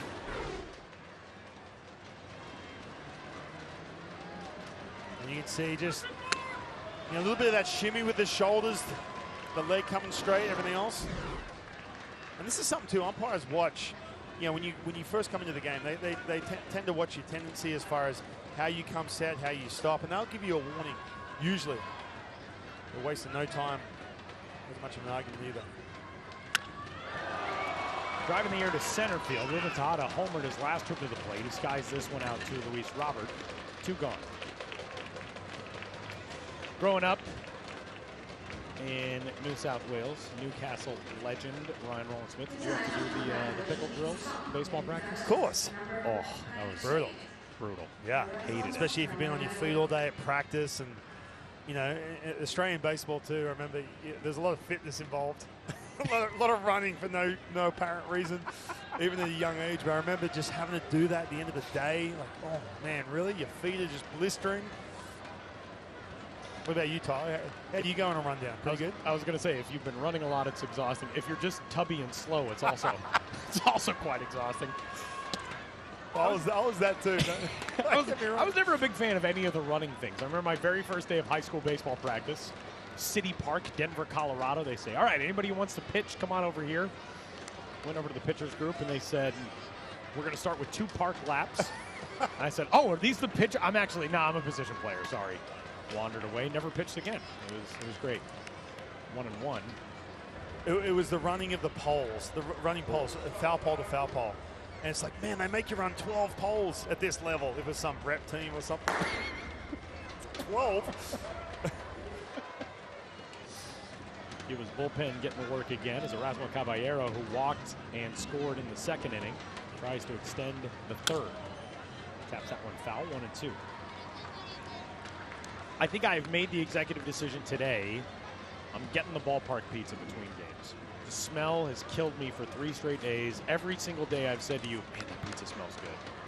I had the pizza from this vendor, not at this ballpark, but I was here about 6 months ago, went to a Fubon Guardians game in Taipei. It's the same vendor here. Pretty good ballpark pizza. I think I'm going with it. I think that's the play. Are you going to split it with me, or are you just going to? No. How's that thing yourself? 1-2, a called strike 3. Erasmo Caballero is gone, and so is the bottom of the 3rd. We're headed to the top of the 4th.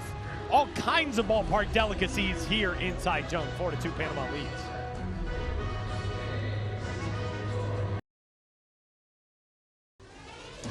Well, Tyler, sometimes it's one at-bat that can define your entire afternoon. For Andy Otero, look at this. We talked about the fastball in. He doesn't throw hard. He's 85, 88, but he's staying hard in, and then, boom, just pulls the string on that changeup to get the most crucial out of that last inning to keep Cuba at 2 runs. What a performance. We talked about him settling in once he did. He carried his team. Now all of a sudden hands it over to the bullpen. This man right here, Davis Romero. Look at some of the numbers in the minor leagues. 374. Over 7 seasons. Look at this, a little bit of time in the big leagues. Not overpowering again, but another lefty. He has to take a page out of Andy Otero's book. Pitch backwards. He's got to throw that fastball still on both sides of the plate. Just keep pulling strings and keep these Cuban hitters off balance.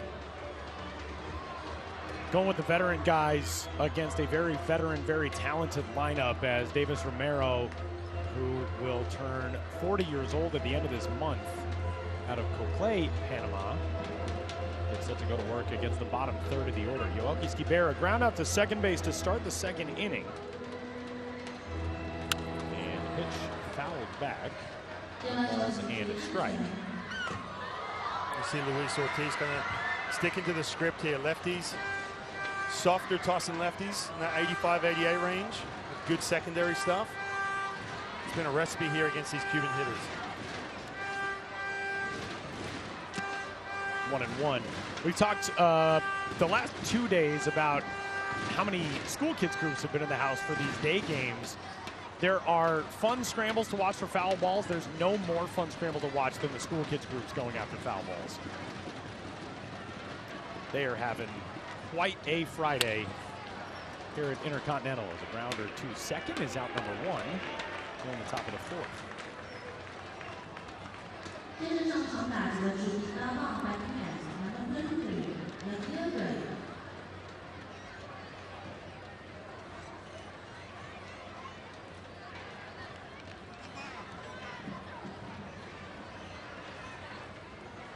Leadoff man gone. That brings up Yadir Drake, who got the second inning started with a one-out double for Cuba. He scored on Yadiel Mujica's review double down the left field line. Mujica blooping one down the left field line that was initially ruled foul and then overturned on review to an RBI ground rule double.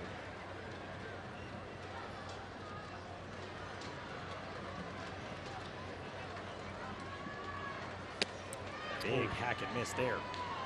Big sweeping breaking ball from Romero. A little bit different look. Talked about Andy Otero with that ball 6 breaking ball.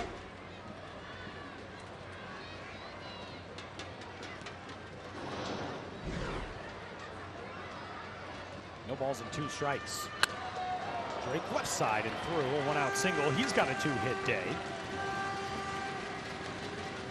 Let's check in with Pool B action from Tokyo. The Czech Republic throwing a no-hitter into the 6th inning against China in a game that they led 4-1. China has rallied for 3 runs in the bottom of the 7th, and that game is all tied up 4-4 now at the Tokyo Dome.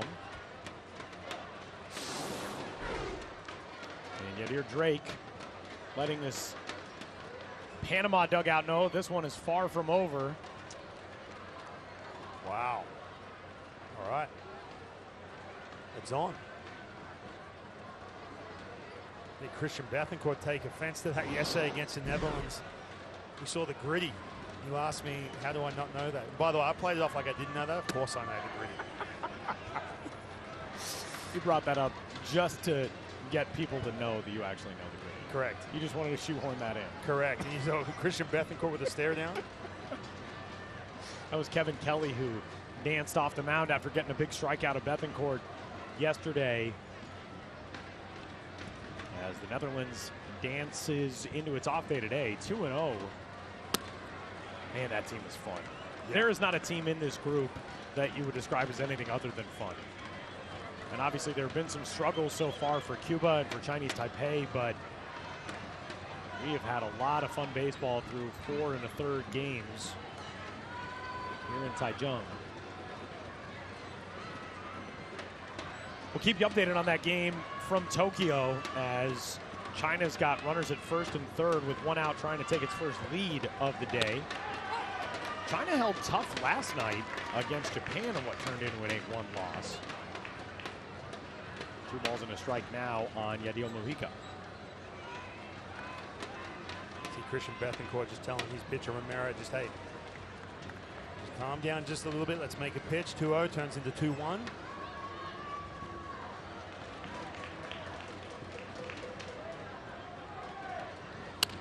Ground ball right side, a slow roller, which enables Jonathan Arauz to get over to that. If that ball was struck a little bit harder, it probably gets through because Arauz was shaded up the middle. But instead, it's a fielder's choice. Check that, it's a 4-3 ground out that enables Yadir Drake to move up. Just a weak ground ball to right field against the 9-hole hitter. Really no way you can turn that into a double play or turn to second. Drake does run fairly well. This guy right here, Santos, quite the spark plug at the top of this lineup. This is a big out. Have to get this guy to put the ball in play and get now right here, especially with Moncada coming up, Luis Robert starting to heat up.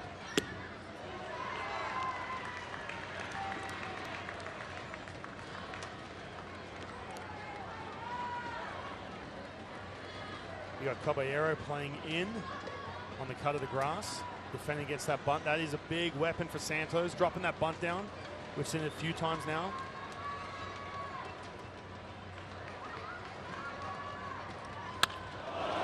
Liner into center field, in for a base hit. Around third base comes Drake. He's getting a late stop sign, runs through it, and runs into the final out of the 4th inning. No excuse for Yadier Drake. He was about 2 steps around the bag at third, and he got the stop sign from Rafael Munoz and blew by it for some reason. Wow. And Cuba squanders another opportunity, and we are headed to the bottom of the 4th with Panama's 2-run lead intact. What a throw from Jose Ramos.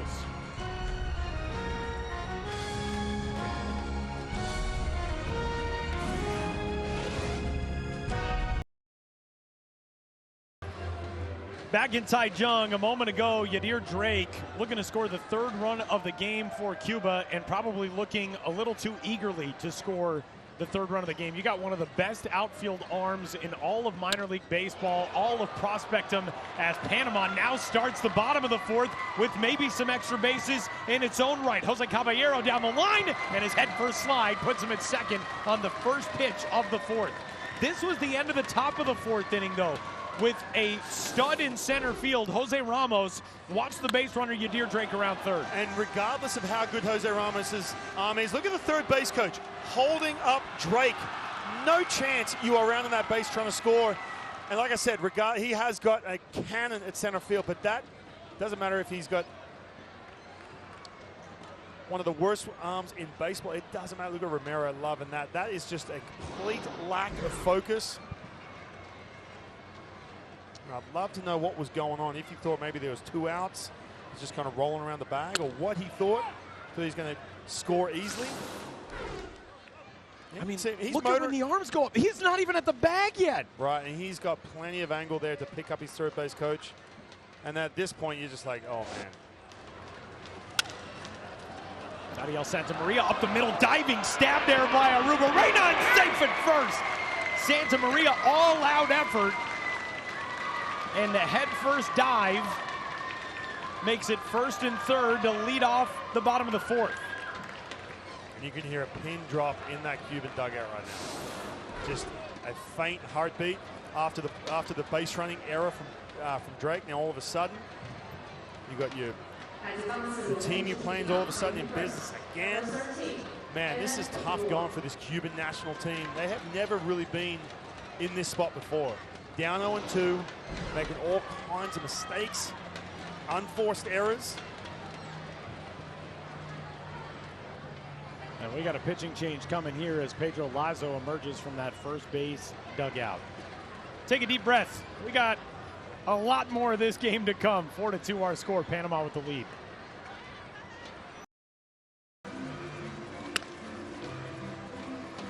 Oakland Athletics prospect Miguel Romero will take over on the pitcher's mound as we move along here in the bottom of the 4th inning of a game that is turning nightmarish for Cuba. 4-2 our score. You see Romero's numbers last year at AAA Las Vegas in a hitter-heavy Pacific Coast League at the AAA level, but for Armando Johnson and that coaching staff, this has been a tremendously frustrating kind of game, to say the very least. A very successful manager, but a guy who's trying to put together maybe the most complicated roster Cuba has ever assembled in international competition. It's not working so far. No, it's not. And we questioned that if this was the WBC that was going to bring back these more and more a recruiting chip to bring back more of these major leaguers. But you look at some of the unforced errors, some of the blunders, some of the pressing that you've been seeing going on from the major leaguers to the guys who've been on this national team for years and years. When was the last time they were in a situation where they're down 0-2? Where they are in a situation, if they lose today, they are pretty much eliminated, right? Where you don't have to rely on that. So that's part of the reason for some of the play today, but man, what a position they have put themselves in.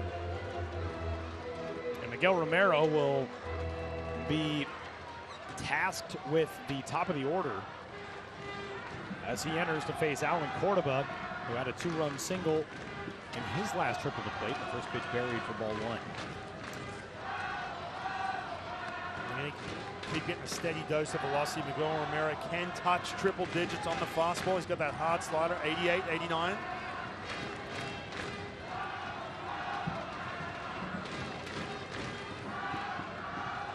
China has rallied in Tokyo, a 4 spot in the bottom of the 7th. And they've got a lead now over the Czech Republic, a team that was throwing a no-hitter into the 6th.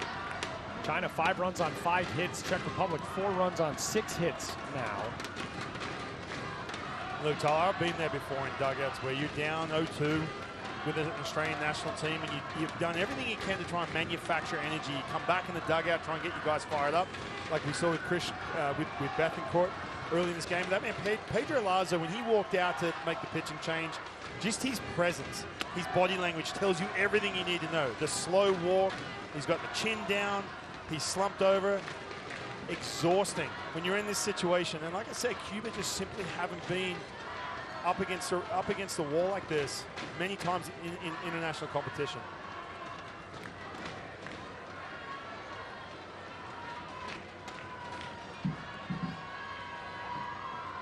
Armando Johnson, and you heard him talking about some of the junior teams that he's had a chance to coach, and I guarantee if 15U team, the energy will be through the roof. But again, you walk away from this, if they go 0-3, if they get bowed out in this first pool play for the first time ever, they get relegated to where they have to qualify again.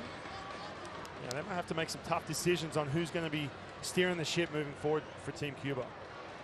And remember, Ryan, one thing that we discussed yesterday, this is, whether it goes right or wrong, this is a watershed type of moment for Cuban baseball, welcoming big leaguers back into the fold for the first time ever. And with the fact that it's not going well, it seems like it sends things one of 2 directions. Does Cuba look at this and think we have to invest more in bringing our guys back into the fold? We have to mend some bridges. We have to figure out a way to make this the most talented possible team, because you don't want to be facing this. No, you do not. I mean, we've seen it, teams like Panama on the other side having to qualify over and over. It is tough. It's tough to get your full roster back at the time of year when the qualification happens. Pitch down into the dirt with Santa Maria off from first, and he's into second. With all that being said, listen, we are in the 4th inning. They're only down by 2. But everyone in this ballpark, us included, their dugout, everyone watching at home, can just see the energy, the feel, what's going on right now with this Cuban team. But yeah, again, Tyler, you've talked about this a lot, man. You make a great point. Just the team chemistry. What happens when you do start bringing in, for the first time ever, they've never had to deal with this. Where you bring back some of your superstars from Major League Baseball to join the national program. Alan Cordoba 2 in scoring position now. 3-2 and a swing and a miss. A huge out there for Miguel Romero, out number 1. We talk a lot about the talent on this roster. Here's the talent missing from this roster. And if Cuba was able to get even a third of these guys, this team is absolutely stacked. Well, the first 2 names on the top of that list, Nestor Cortez, who's absolutely torn up the big leagues the last couple of years in the Yankees uniform. Obviously, Aroldis Chapman, we've seen what he's all about. But it just goes down the list. Again, I guarantee you a good chunk of these guys are watching these games, and they're second guessing, is this something I want to be a part of moving forward next time we have the World Baseball Classic? Yordan Alvarez, Jose Abreu. It's got to be very difficult for Cuba and Cuban baseball fans to watch somebody like Randy Arozarena, who's suiting up for Mexico in this World Baseball Classic. And is Cuba's next move then from this either investing more in mending those bridges, trying to bring those guys back into the fold, or turning back to the old way of doing it? Because if you're Cuba and you end up being relegated out of this, you look at the situation and think, well, we weren't using these guys before. And we move past the first round in every other classic. Jonathan Arauz faces an 0-1 count with 2 in scoring position. And you got a guy who has had this same scenario last at bat, trying to get that sac fly. He's tried to get that ball, didn't quite get it deep enough. But Santa Maria at third base failed to tag up. You can see how frustrated Arauz was. You know, was that deep enough? You can look at him telling his teammate, get back there, tag up. And listen, you see the frustration. Half of this is the fact he didn't execute, get that ball deep enough. And again, the other half, he'll be the first to tell you, looking at third base, seeing his guy not tag, make you pull your hair out. Yeah, we've just seen a lot of mental lapses on both sides so far in this game. 0-2 pitch on the way to him, and Arauz left right side, bounces one, and Caballero trying to draw some attention. Arauz is retired. Unable to get the job done there, and the runners remain at second and third with 2 gone. There's that changeup again. Big weapon. Talked about the velocity, but how about the changeup? Romero, ball just diving. They're going to get that Cuban team back in the dugout. Again, we've talked big picture stuff here from this Cuban national team. It is the 4th inning. We've seen him come back plenty. So have these kids. Double barrel action in that Cuba bullpen. Nikel Cruz, we've already seen in this World Baseball Classic. The lefty. Luis Reyes, the right-hander, as the Major League veteran Christian Bethancourt fouls that one off himself at the plate. 0-1.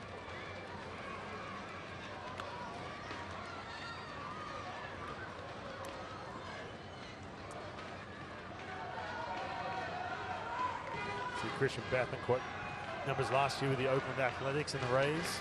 252, 11 home runs. Going to become an everyday catcher going into 2023. Big spot here that you have to add to this lead.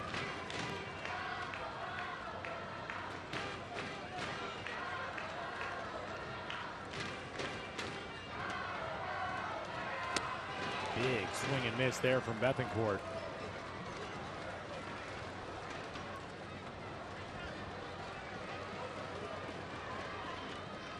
See, when he went from an Oakland A's uniform, those white spikes, over to the Tampa Bay Rays. Oh, you mentioned the fact, too, he had some time. He's had kind of a crazy career, a little bit of time on the mound. There's an Oakland A's fan watching his guy. And a Tampa Bay Rays fan. Oh, I missed the hat. Look at this that. Is just throwback. The Christian Bethancourt fan. No swing over at first, saying Serge Mikushitev, umpire from France. We talked about that yesterday. Fans getting a chance to watch up close some of these big league stars. Ooh, looked like he may have broke those hands. It's close. Cuba just begging to get back in that dugout. Another opportunity for Bethancourt.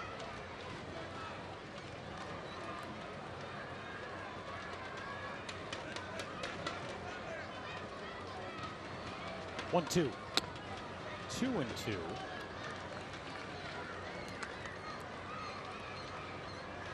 Christian Bethancourt ended the first inning on a double play ball, ended the second on a fly out.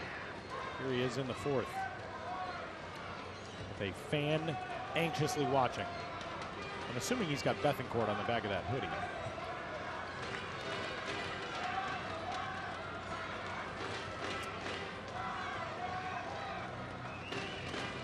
Two. Dawn on strikes. Christian Bethancourt is retired, and Panama leaves a pair in scoring position in the 4th. Moving to the top of the 5th inning in Taichung. Our score, Panama 4 and Cuba 2 on day 3 of the World Baseball Classic.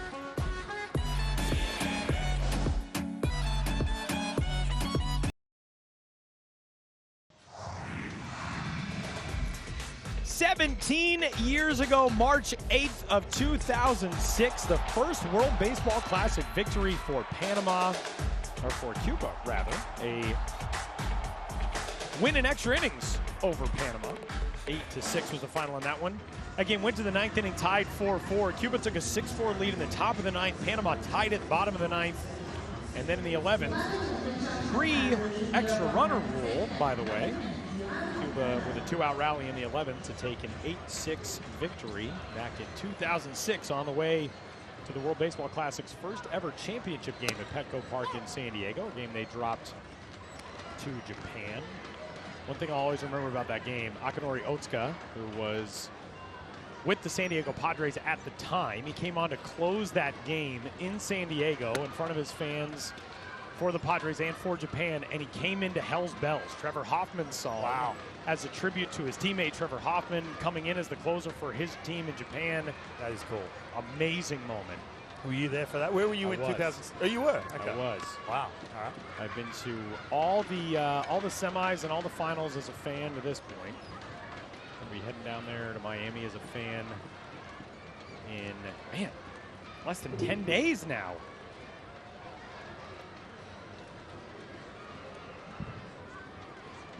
Leadoff man for Yoan Moncada, or for Cuba, is Yoan Moncada.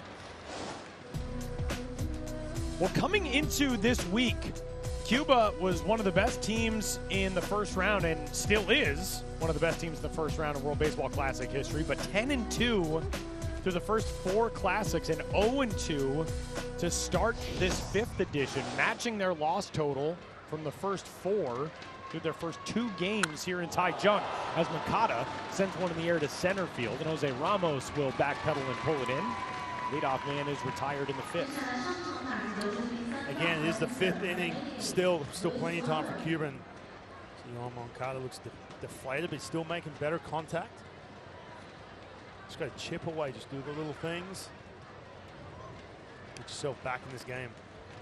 Here's the situation as it stands right now in Pool A.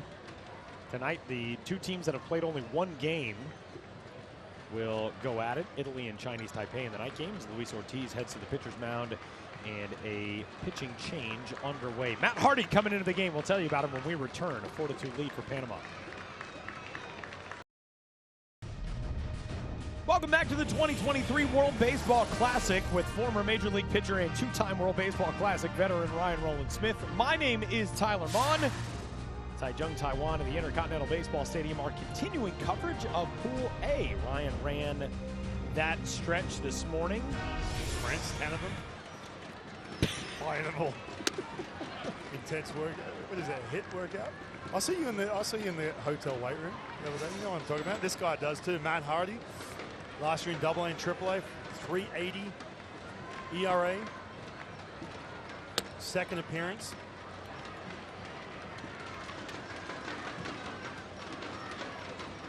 Matt, undrafted free agent. He's got a little bit of closing experience. He was part of the qualifying team as well back in September. Luis Robert in the air to center. Ramos shielding his eyes. 2 away. Matt Hardy, we mentioned this the other day. Matt Hardy's mom got in touch with us after the qualifier outing on the mound for him. We didn't get a chance to talk about Matt Hardy that long. We left out one fascinating note about his baseball background with Panama, and it was really because his outing was so good and so efficient. We just didn't have a whole lot of time to talk about it, but he's got some Panamanian baseball bloodlines. His grandfather, Ossie Chavarria, and his uncle, David Chavarria. Ossie played in the big leagues 1966, 1967 with the Kansas City A's, and was also a national team member. As a long throw over to first will retire Alfredo Despain. Just like in Panama, Matt Hardy, very quick work. 5-3 put out, ends the top of the 5th.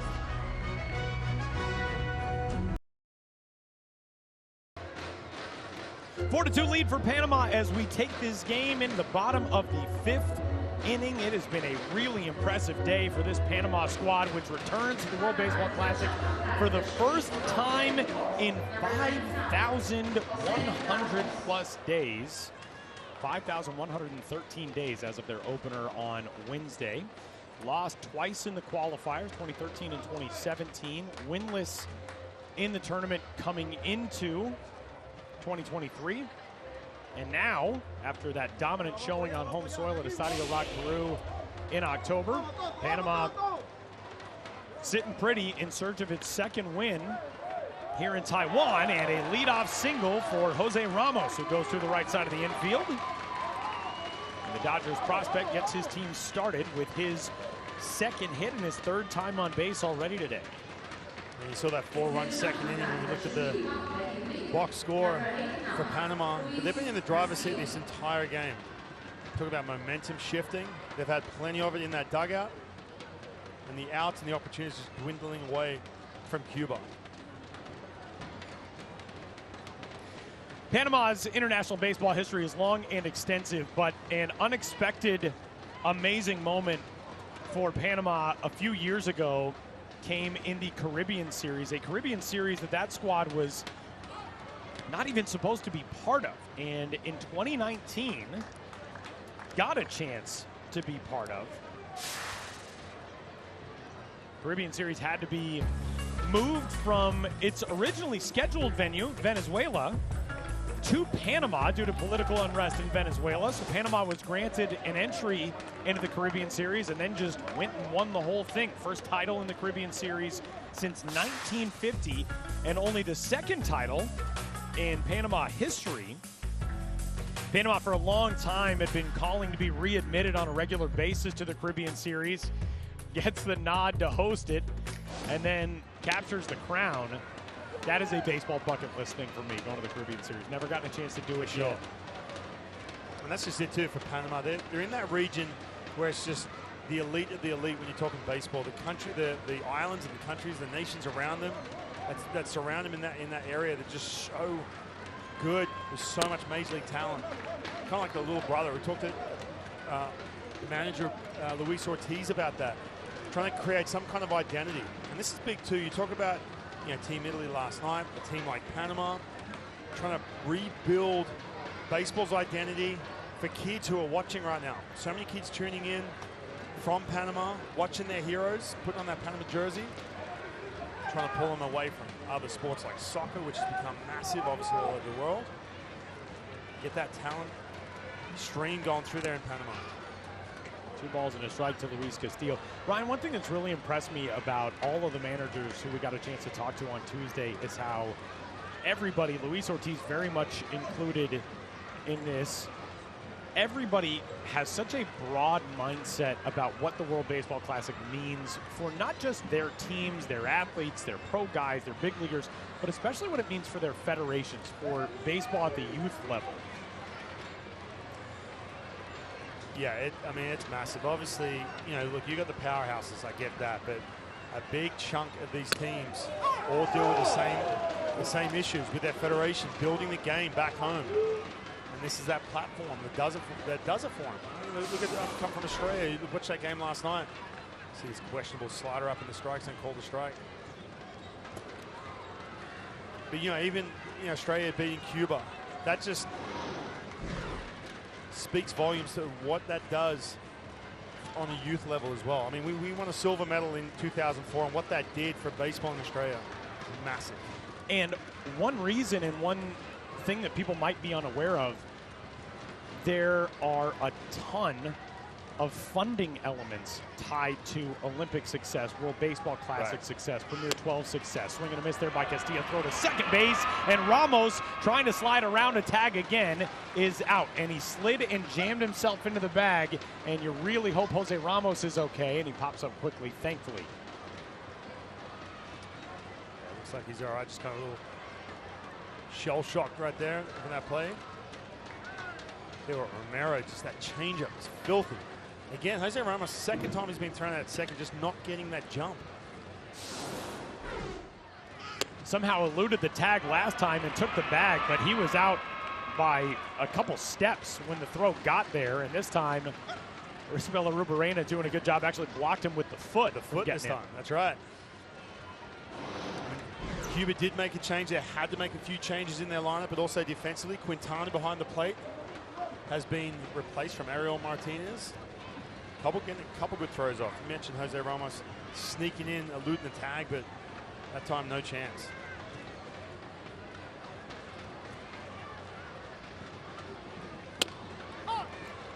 So the strike him out, throw him out, sets up Ruben Tejada.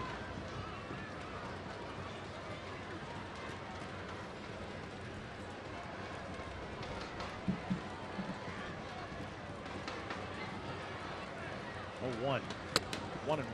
And this guy has been raking at the plate at this World Baseball Classic. This is in the second inning, that big 4-run inning. Look at this.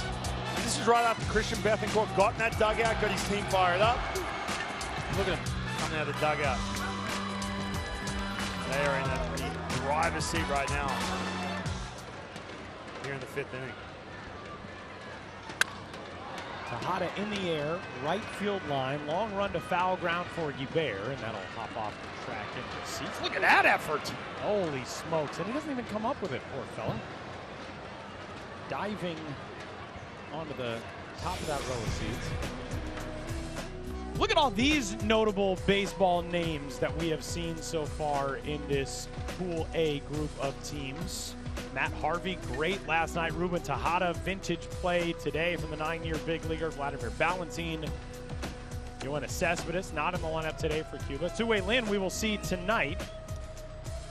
And Tyler, we have had a chance to hear the backstory and why they are here. They're not here just to show up and have that last hurrah. At least 4 of these guys who we've had a chance to talk to personally, or their coaches, talking about this is that platform. A man standing at the batter's box right now at the plate, Ruben Tejada. This is that chance for them to get back on that big stage. All these guys have put up crazy numbers as an everyday player at the highest level. Look at that, Mets opening day shortstop back in 2012, 2014. 1-2, Tejada able to lay off. 2-2. Ruben Tejada, this is the moment that most people probably remember. Tough to watch. When you hear that name, Ruben Tejada, that takeout slide from Chase Utley that broke the bone in Tejada's leg and really altered his career completely in the National League Division Series in 2015. And a swing and a miss as a whole bunch of 2015 Mets in this World Baseball Classic from Tejada, Yoenis Cespedes, Matt Harvey. Tejada gone on strikes and the inning comes to a close. Headed to the top of the 6th, Panama with the lead.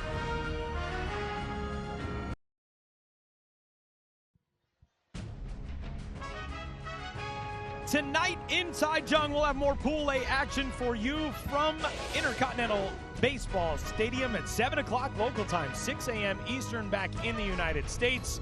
Vinny Pasquantino and Italy will look to keep the momentum going after their big win against Cuba in extras. They'll take on Yu Cheng and the hosts Chinese Taipei. And we've got an update from Tokyo. Martin Mujic, a 3-run homer in the top of the 9th inning to give the Czech Republic the lead. They are back in front of China. A game the Czechs led 4-1.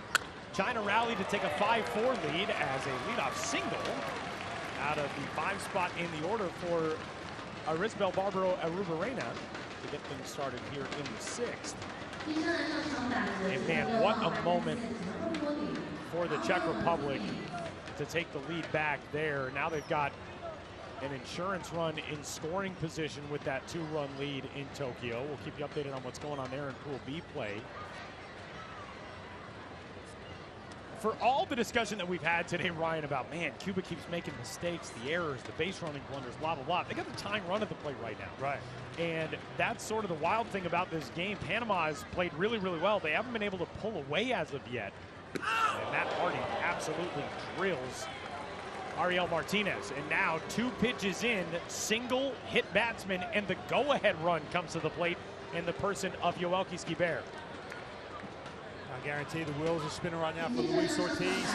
He's going to mix and match that bullpen. They've been working hard. Obviously, first 2 games against Chinese Taipei. Big reaction off that elbow guard. Make sure the umpire didn't miss that.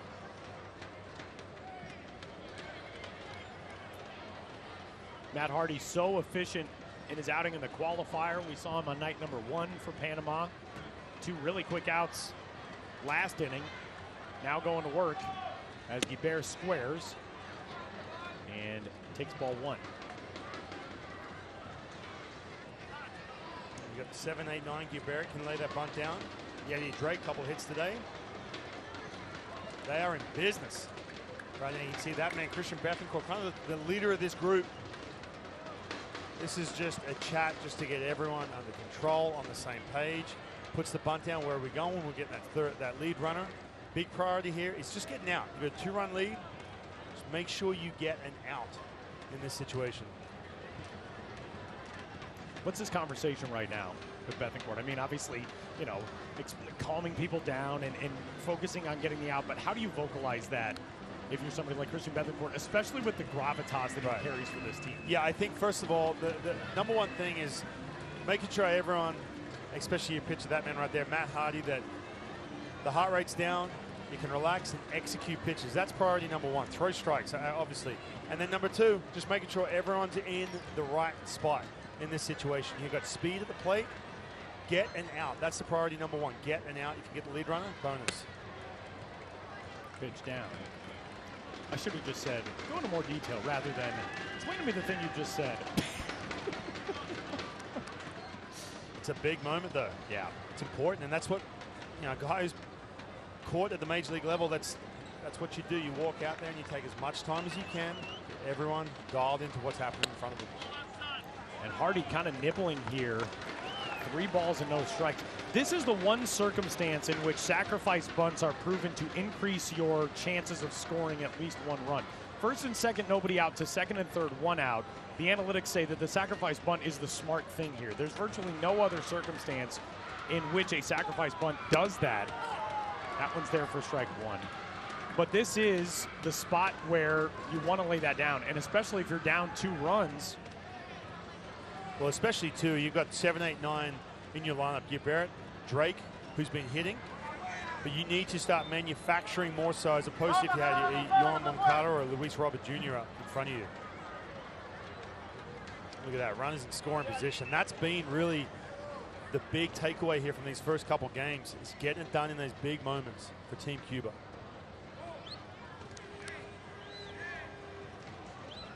Cuba today, this is a somewhat shocking number, but with runners in scoring position today, Cuba is 4 for 8. They've only scored 2 runs. Had some base running miscues. Yadier Drake thrown out at the plate. Yohan Moncada tagged out on a play that wasn't a hit with a runner in scoring position, but now the walk there for Guibert, and the bases are loaded for Yadier Drake, seeking some redemption. And now all of a sudden, Cuba's starting to take over that driver's seat. The other element here as well, Panama just got their bullpen up. Those guys are not ready. You don't want to start rushing guys all of a sudden. 2 pitchers are getting up. Gonzalez, and man, we saw it just the other night.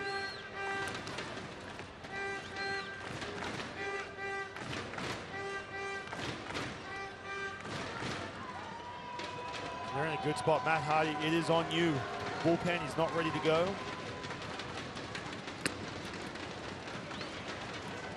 He's on the ropes here. He has lost that command.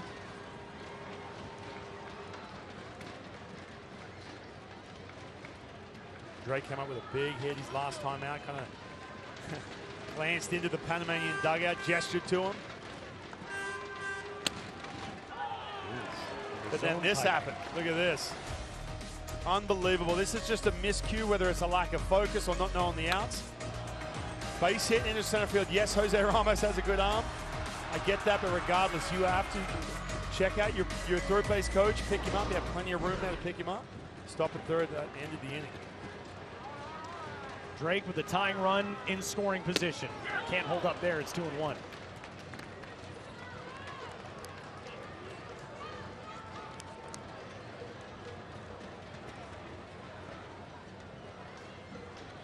Some life starting to come back to that Cuba dugout. Panama rallying from a 2-run deficit to take a 4-2 lead in the second. Drake left field, down for a base hit.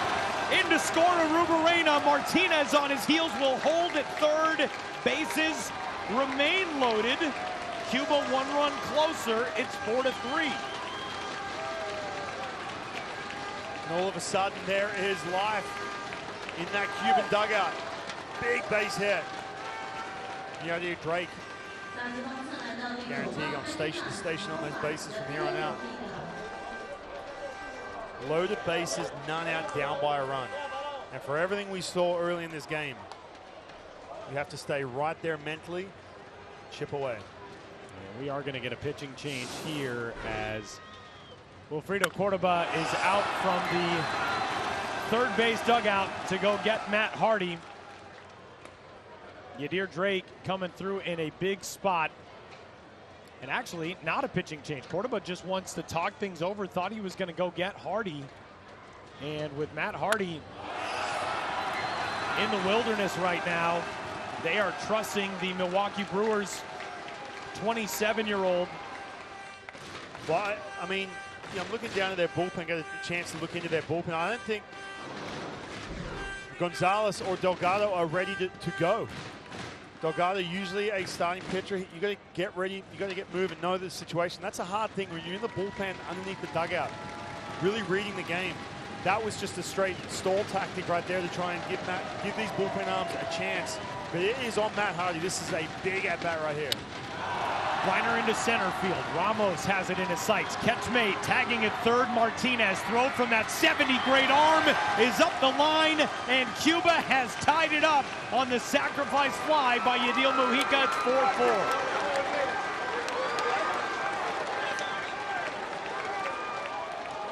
I got to say, Tyler, watching this execution here of how you work your bullpen, I am shocked that Matt Hardy is still out there facing hitters. See right now as you're looking in the Cuban dugout. They are, I believe, appealing to third, actually asking for a review to see if Ariel Martinez left the bag early. And I don't think he did. That's close. Wow. That is just a really good jump.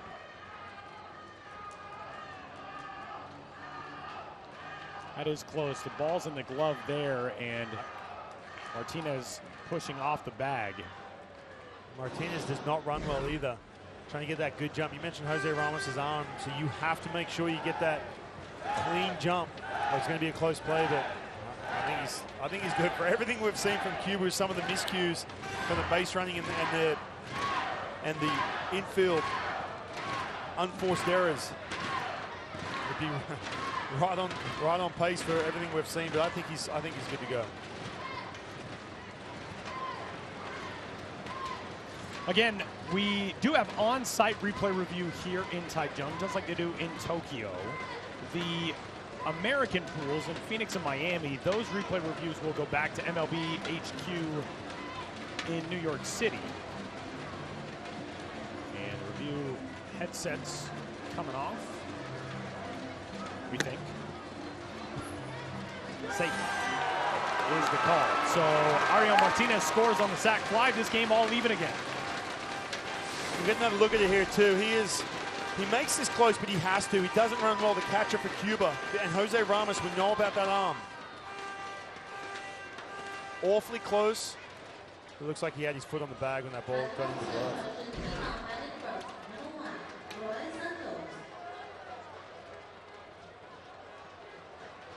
There are no remaining challenges for these two teams now. First and second, one out. Matt Hardy continues to work, and he deals in a strike.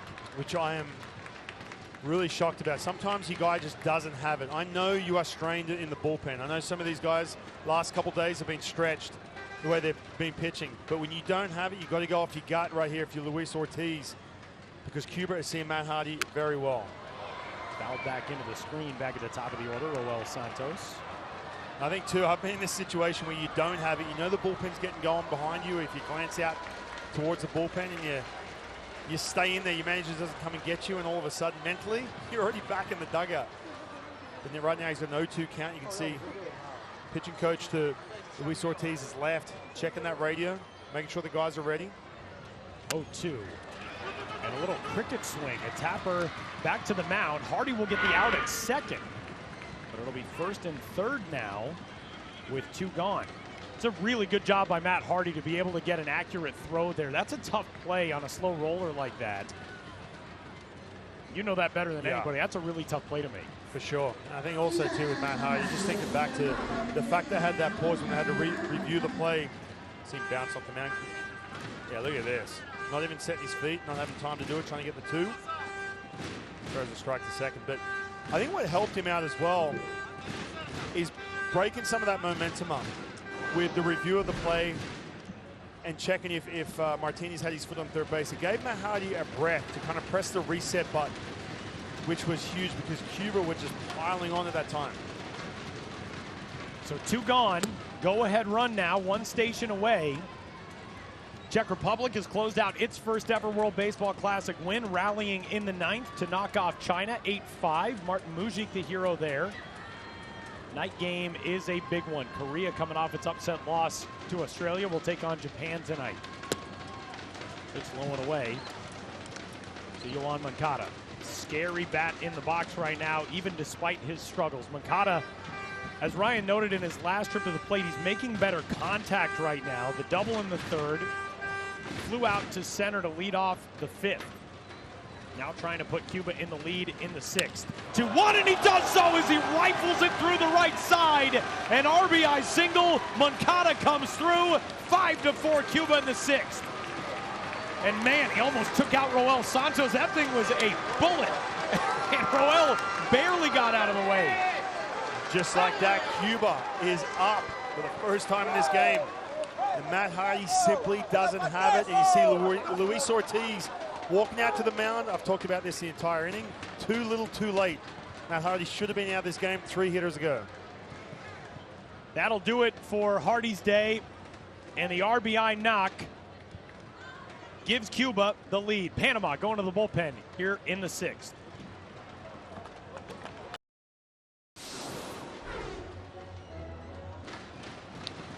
Well, we talked about this Cuba team and its struggles all day today, and still able to come through when it matters most here in the 6th, as Yoan Moncada with a laser beam into right field to drive in the go-ahead run. And that is just easy hit for a guy like Yoan Moncada, who's starting to heat up slowly but surely, especially today. 3-1 count to a guy, Matt Hardy, that just did not have it, and they stuck with him. Will that be the difference in this game? Really did feel like Panama was slow to get the bullpen going, with Matt Hardy out there laboring a little bit, and Randall Delgado, one of the 2 arms throwing in the bullpen, now into the game, but neither of those guys ready to relieve Hardy. And look at what Yoan Moncada and Luis Robert Jr. have been able to do today after their struggles that we discussed coming into the day through their first 2 games, as the longtime big league veteran Randall Delgado deals ball 1. Yeah, Randall Delgado, we saw him that first night against Chinese Taipei, 2 2/3, 42 pitches, and here he is back out there. But you know, you look at this and say, you know, a couple things. Matt Hardy, he didn't have it, no, but at the same time, when you're in that bullpen, down to right, that's going to get in for a base hit. Around third base and scoring easily is Santos. Moncada to second, RBI single for Robert. They're coming through, and Cuba's lead is back to 2 runs at 6-4.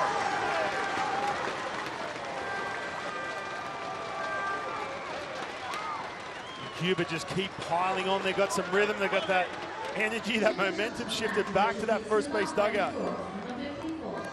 But for Randall Delgado's situation, you know you guys scuffling. You have to get ready. Tell your manager, hey, listen, give me a couple pitches. I need a couple pitches. I'm ready to roll. But now the big bats. We talked about him in the opening, Tyler. The fact that Yoan Moncada and Luis Robert have to wake up. Guess what? 6-4 Cuba, thanks to the middle of that lineup. And another scary bat into the box, and Alfredo Despaigne who had a double to right center field, as Matt Hardy watching this thing unravel from the third base dugout. And you really feel for Matt Hardy, because it felt somewhat like he got hung out there to dry while he was battling without any reinforcement coming. Right, and you can see him too, and I mentioned this, sometimes you mentally check out, your head goes back in the dugout. I've been there before, where you're waiting for your manager to come and pull you, because you just don't have, you like, okay, here comes the hook.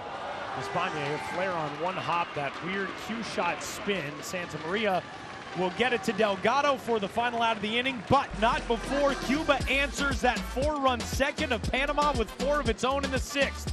Wrestling the lead back, 6-4, going to the bottom half.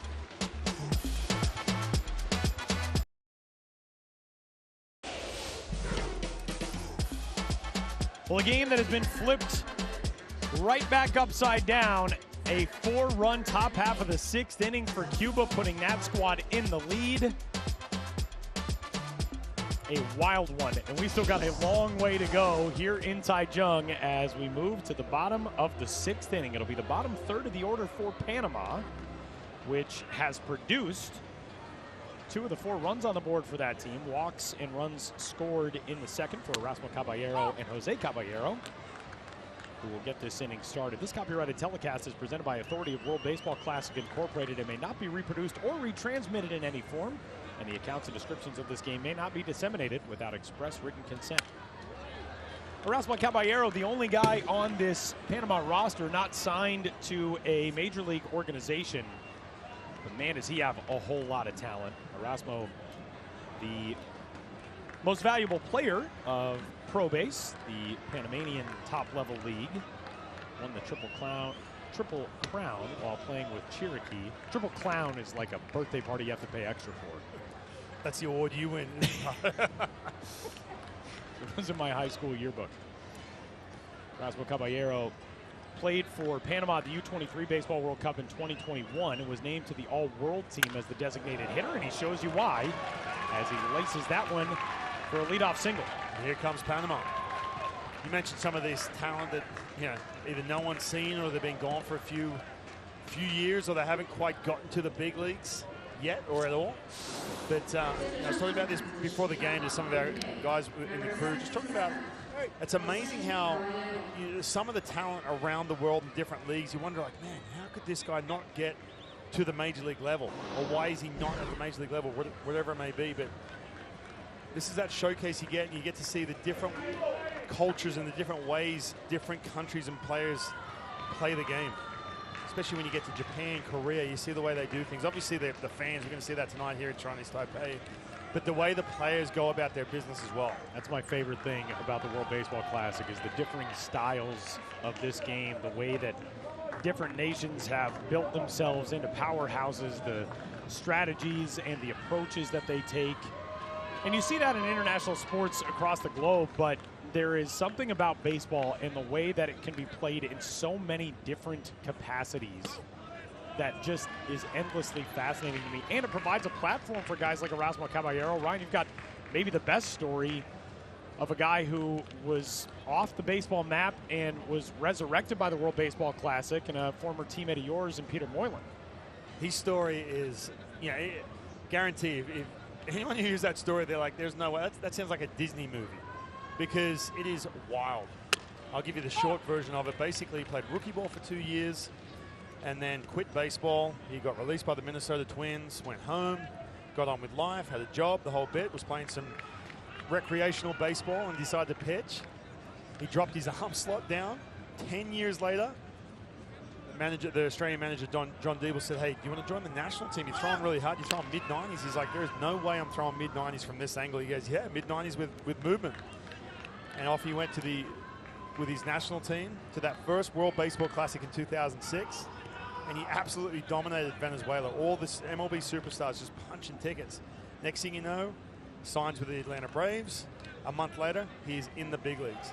Unbelievable. 10 years, by the way, not just showing up for a cup of coffee. He ended up having a 10-year career with the Atlanta Braves. And came back from multiple Tommy John surgeries, I believe, and did it with multiple organizations, pitched very effectively, a long time in Atlanta, obviously had some time in Kansas City. It was Bobby Cox who really fell in love with Peter Moylan, watching him in that 06 World Baseball Classic. Peter Moylan's story really is the Australian version of The Rookie. You know, the heralded baseball movie with Dennis Quaid. I mean, that's as good as it gets as a baseball story. And there are so many guys who we see every edition of the Classic who have those stories. Maybe not to that level of drama, that level of theatrics, as Jose Caballero frustrated as he skies that one over to third base, and now Makata puts it away for out number 1 in the 6th. That'll bring up Chadiel Santamaria, but it's pretty amazing to see these stories every edition of the Classic. And I think we've been talking about the defense from Cuba, and they are so talented. But I'll tell you what, they look very natural for lack of a better term, when they're making some of these plays, especially that man, Yohan Moncada, who threw that ball away in that second inning to create that 4-run bottom of the second for Panama. It's a very nonchalant catch in a high sky staring into the sun. That's when you have that kind of ability, you can trust yourself to make the play, and with Yadiel Santamaria at the plate, he skies that one foul. And just back on Peter Moylan too, just how crazy of a story that is. You think about it, I mean, the guy played a year and a half of rookie ball and then just leapfrogged that 10 years later. He's pitching AAA for a month and then the big leagues. And yeah, I spent 6.5 years in the minor leagues where, you know, you have to make those transitions every time you go up a level. So amazing story.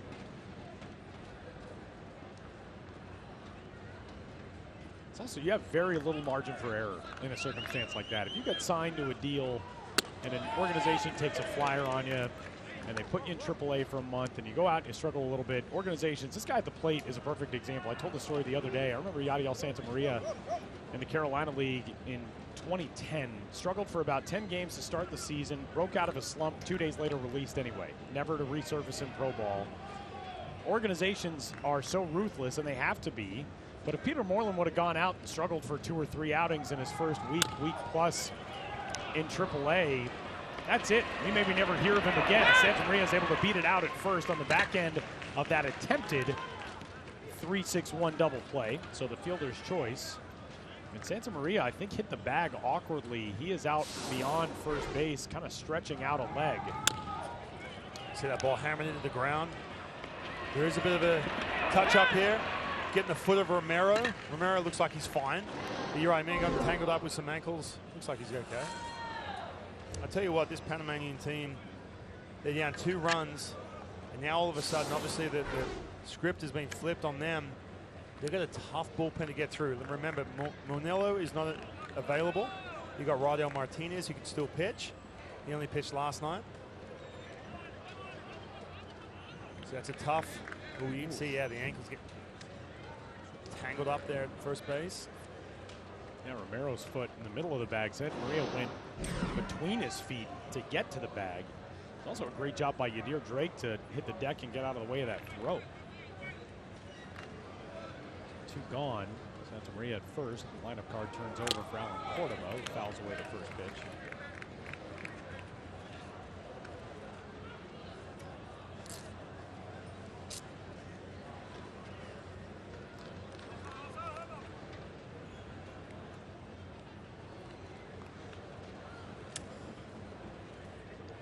Miguel Romero, the A's prospect, pitches in one of the crown jewel ballparks of minor league baseball, or at least he did last year at the home of the Las Vegas Aviators. You're looking at Cuba bullpen as, I feel like for the last 2 days, Nakel Cruz has been throwing in that bullpen for about 7 straight innings. He did come into the game last night, but continues to work. That's a big part of this too. We talk about this obviously at the major league level, how well you can manage that bullpen. Same is true here. The 4 games he got. Grounded to third. Moncada able to stick with it, and he gets the final out at first. Panama gone in the 6th. Cuba takes a lead to the 7th in Taichung.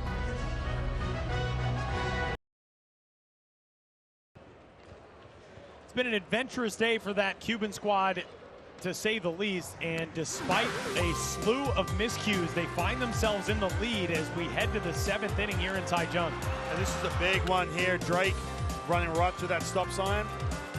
Look at Moncada just trying to force the issue and just losing base runs. You got to ask yourself, I mean, they've put up 6 runs. What would this score be if you didn't see some of these miscues? But they're in a good spot now. All of a sudden, they got their bullpen in good shape. Probably going to see Rodel Martinez in the 9th inning.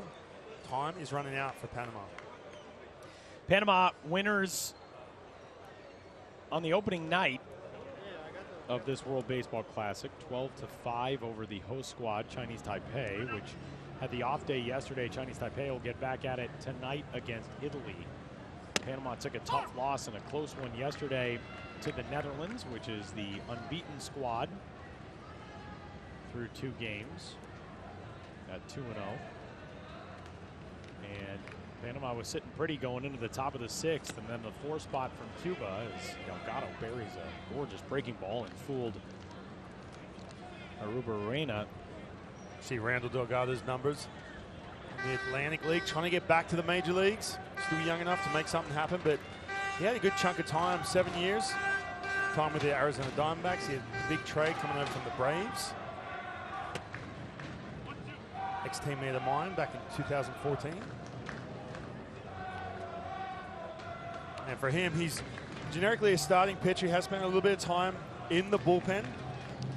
Does give up a lot of fly balls that leave the yard. You look at this, the know-how, obviously the eight years he's been around for a while, but ball gets in the air, it can leave the ballpark for him. So it's important for him to try and keep these Cuban hitters in check. So that breakout back in the 6th inning. We talked about that a lot, but just the bullpen management, how crucial that is for Luis Ortiz, sticking with Matt Hardy in that situation. So that doesn't come back and haunt him if Panama can come back and get back in this game. Randall Delgado with.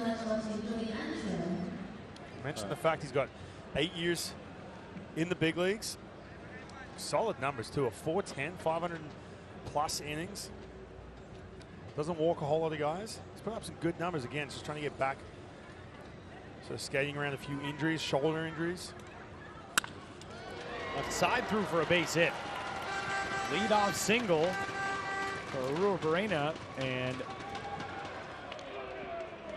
momentarily escaping, but he's aboard to get things started in the 7th. Now all of a sudden, these last couple innings, we talked about some of the miscues early in the game for Cuba, but this is the team that we're expecting to see coming here to Taiwan. Explosive offense. Putting them up in bunches. The good pitching. Already down 0-2. That brings up Ariel Martinez, who was drilled by a pitch his last time at the dish, and it's no balls and a strike on him. One thing with this Cuba team, this group did not come together entirely until essentially everybody got here to Taiwan. The non-major league contingent in this group played some exhibition games in Japan, but the major league guys didn't get with this team until everybody got here to Taiwan. And you're trying to meld all these personalities, guys who, in the case of the big league players, have not been around a Cuba squad in a very long time. And that's not easy. And that's why you trust a manager with the experience of Armando Johnson to try to get everybody on the same page. And that has not been easy. And Armando Johnson was open with us about that. But maybe things starting to click here. That 4-run 6th for Cuba, giving this team the lead, and a big swing and miss there as Delgado goes off speed. We heard last night the team Italy with Matt Hardy, the kind of influence he's had. Let's watch this breaking ball from Randall Delgado, good one. But the influence that Matt Hardy had on some of the younger players and how much of a positive it has been. And you know, we heard the Cuban team talking about some of the young players, how they look up to Luis Robert, Yoan Moncada. It's something you wonder what kind of energy they bring, especially when you come late too. When you just come a few days before, obviously a major league team says, yeah, sure, you can go play, but you've only got a couple days before it actually starts. Limit the time being out of camp. Then you rock up right before and you got to gel with your team. Especially a team like Cuba has that really thick team chemistry. They've always had it. 2-2 pitch on the way. You know, and the other thing that you have to take into consideration here, I mean, honestly, this is a sports chemistry experiment, the likes of which has probably never been attempted. These are guys, in the case of Yoan Moncada and Luis Robert Jr. and the other big leaguers who have come back to this team, who are living in many literal and figurative ways in completely different worlds from the players who remain on the island in Cuba. As they drive to left field, we'll get out to Cordoba. From a socioeconomic standpoint, from the level of play that they go to work against day in and day out, these guys, to try to meld all of that together, that is really challenging. That's a balancing act that I don't think anybody else has ever attempted as a manager, as a coaching staff, and even for the guys in that group. And obviously, for the younger guys, for the guys still playing in the National Series or in the Cuban Elite League, you're going to look up to those guys, but man, it's difficult. I mean, you remember being a rookie walking into a major league clubhouse. I would imagine the intimidation factor feels a lot like that for these guys on this team when you see Yohan Moncada or Luis Robert on the bus with you, in the hotel with you, for sure, wherever it is. Yeah, for sure. And also, too, look, there's some emotion tied to it. We all know the stories about how these guys get to the United States. Yeah, and the relationship between the U.S. for Cuba for so many years. And jumping through hoops to get a chance to play at the highest level. Now they've been asked to come back and represent their team, wear that jersey again. There's got to be so much emotion attached to that, good and bad. 1-1. 1-2. Right now, Panama just has to keep this Cuba team right there, 6-4. Get back in the dugout, try and make something happen. I will say this: the chances are going to dwindle. You're going to see Rodel Martinez in that 9th inning, so they're going to make something happen here in the 7th and 8th. Randall Delgado trying to hold the line for Panama in the 7th. Looking ahead to the bottom of this 7th inning. It'll be the 2, 3, and 4 spots in the Panama lineup. Jonathan Arauz will lead off. Christian Bethencourt will follow, and then Jose Ramos.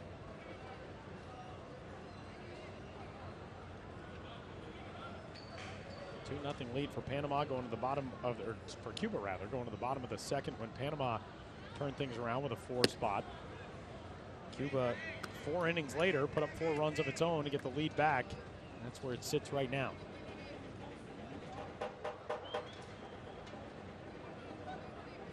You will see the top of that lineup for Cuba get another chance to hit.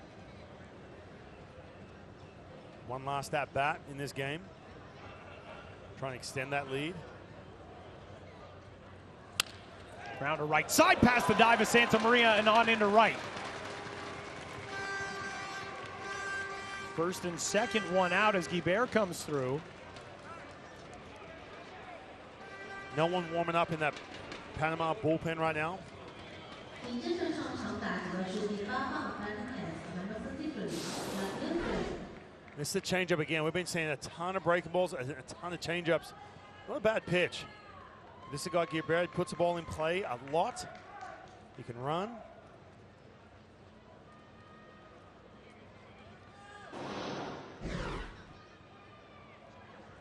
So first and second with one gone for Yadir Drake, who has had an interesting day to say the least. Drake, a double and a run scored in the 2nd inning.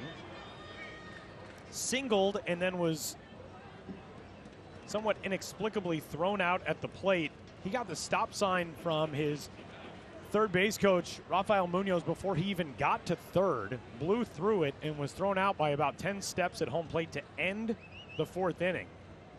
But then came through with an RBI single in the 6th.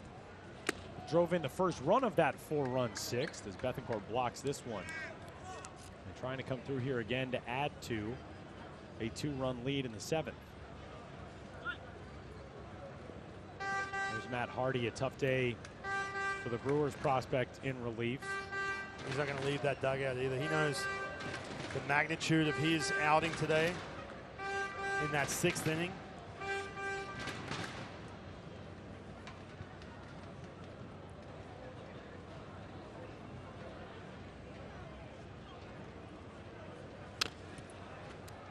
Two and one.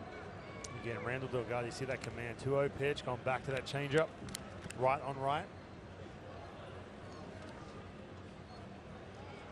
Delgado, Ryan noted, trying to come back from some shoulder issues, shoulder surgery. Randall's velocity used to be mid to upper 90s. He's got to be a little bit more crafty now. But told me the other day he feels great these days.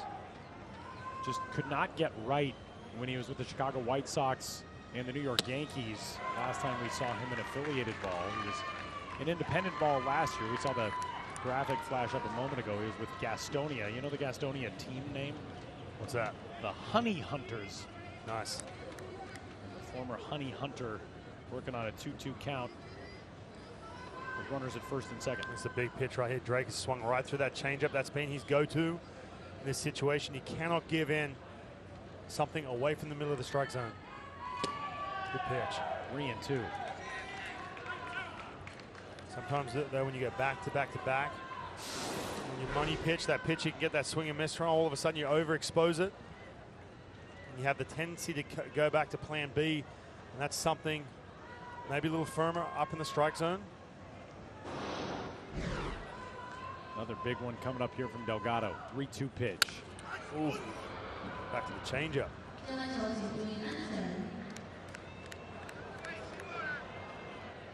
Living off that pitch right now. Now need Drake. See that changeup coming out of that glove, that grip. Got away with one right there, and Drake knows it too. You can see the reaction.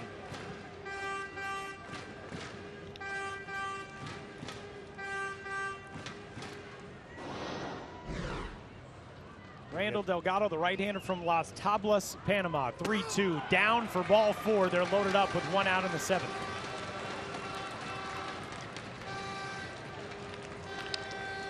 See right here the sequence. Started with the 4-seam, getting in the count, into the slider, then nothing but steady dose of changeups. See him looking into the dugout as Luis Ortiz. He's going to make a change, or maybe not. Ortiz headed out to the pitcher's mound as the shadows creep out to grab the hill from behind home plate. He will get the ball from his right-hander, and that will send us to a pitching change. Bases loaded for Cuba with just 1 gone in the 7th. In our open today, we talked about the struggles of Yoan Moncada and Luis Robert. Both those guys coming today. That's why Cuba's got the lead. Yeah, and Yoan Moncada hitting second in this lineup. He will not move from that spot. He has come through 3 hits. And this man, Luis Robert, right behind him. He had the 2 hits coming into this. They didn't mean a whole lot. But man, have they meant everything today. The 2 Chicago White Sox can take a breath. They're starting to contribute. Sometimes it takes a day or two. Tyler, we talked about joining the team late, flying across the Pacific, leaving spring training, getting off that spring training speed, getting into game speed. Cuba all of a sudden in the driver's seat is 7th inning, 6-4. And a chance to break this thing open against a new arm into the game, the left-hander James Gonzalez, who will go to work against Yadiel Mujica. And his first pitch is bounced foul. It's 0-1. Mujica, an RBI double in the 2nd inning, a ground out to second base in the 4th, and a sacrifice fly in the 6th. See James Gonzalez pitching an A-ball. No bigger game for him than right now for trying to keep this lead for Panama. You look at the numbers too. 6, struggled a little bit over 22 games. Majority of them as a starting pitcher coming out of the bullpen. It's the guy again, big prospect. Left-handed pitcher, 3-pitch mix. Trying to get it done here against the lefty. 0-2 on Mujica, a couple of fouls.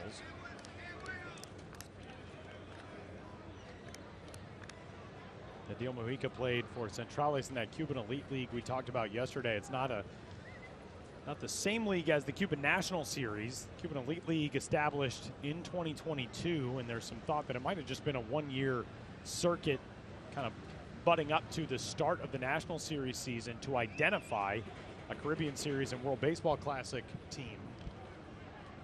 Gonzalez kicks and comes home on 0-2 and frozen with the breaking ball, but didn't get the called strike.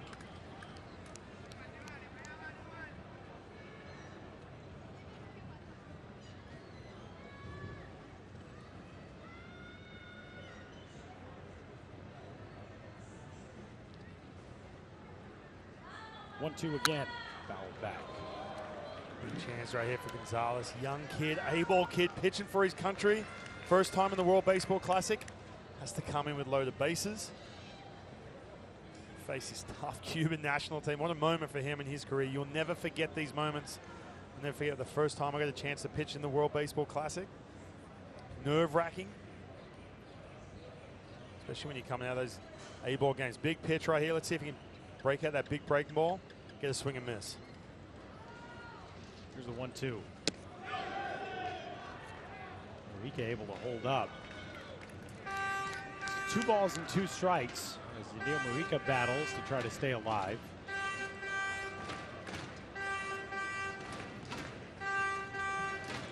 The tension has gone from the first base side to the third base side, where Panama's group watches as James Gonzalez tries to hold the line. 2-2 is shot down the left field line, and that will drop the foul. And that's a pitch you're going to be careful with. He tried to challenge him with a fastball going back, something hard late in this count, but Mujica, that's what he does.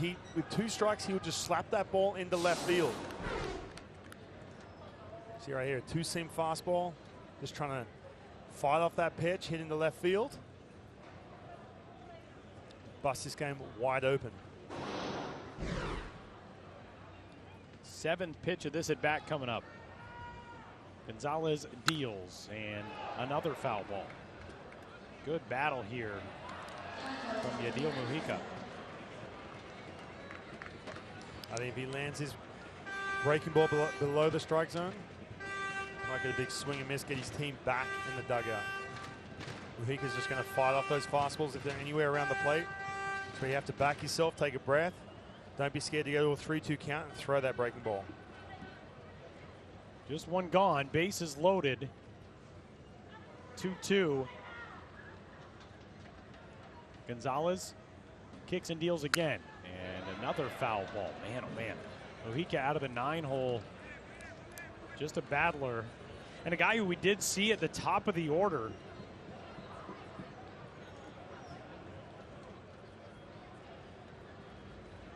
Actually, check that. We have not seen Mujica at the top of the order. He's been in this 9 spot. We've seen movement at the top spot in the lineup. Big pitch right here. Get that breaking ball over. Man. Trying to do too much with that pitch. You can see Christian Bethencourt's reaction too. Trying to will his young pitcher, first time in the World Baseball Classic.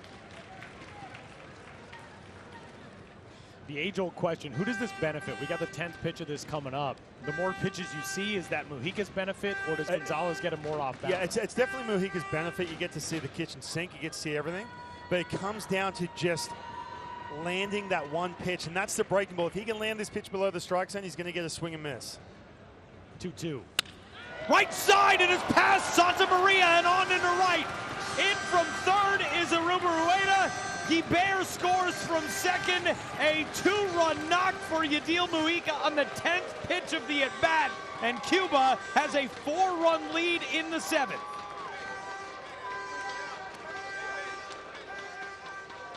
The young man not wanting to throw that breaking ball, get deeper in the count. Serves up a fastball, which is easy hitting for a guy like Mujica, who makes such good contact. And like you said, Tyler, the fact he's seen 10 pitches, may have an injury here, but he's seen 10 pitches. He's thrown another fastball. Hit it hard into right field. Daniel Santa Maria was drawn in and just could not put the glove to that ball as it burst past him.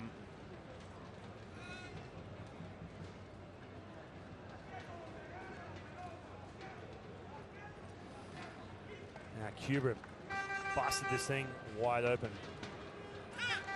See Guibert, the leadoff hitter yesterday, hitting in the 7th hole this time. Looks like he's maybe pulled a groin or a hamstring. That's one thing about this Cuban offense. It's dynamic too. When they're hitting, they can get on base. You've got guys who can run. Guibert, who may have just injured himself. Mujica can run. You've got Santos. All these guys can do different things to beat you. 1-0 from Gonzalez. That's on the left side and through for a base hit. It'll load the bases as Roel Santos perfectly positions one the other way.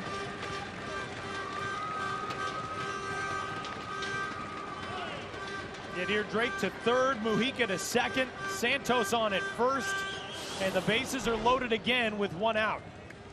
Here's the injury, or the at least apparent injury, to Yoelkis Guibert, who just pulls up a little lame coming down the third baseline. Yeah, reaching for that sort of groin quad area. Hopefully Guibert is okay. But the base is loaded once more as Santos comes through. Carter's already got 3 hits. Chance to put this game. And there it is, down the left field line. That's going to add at least 2 as Yoan Moncada comes through once more. A 3-hit day for Moncada. He drives in a pair, a 6-run lead in the 7th for Cuba. It's taken a few days, but this Cuban team as a whole, as a lineup, have come through 10 runs. And it's led by Juan Moncada and the man right behind him, Luis Robert Jr. Look at this, just too much play. This is a change-up, middle of the plate. Moncada's all over that pitch. And a real tough outing for James Gonzalez will come to a close here without recording it out. Gonzalez comes on, and it's single, single, single for Mujica, Santos, and Moncada. And Gonzalez's afternoon is done. Cuba breaking things open here in the 7th. The lead sits at 10-4.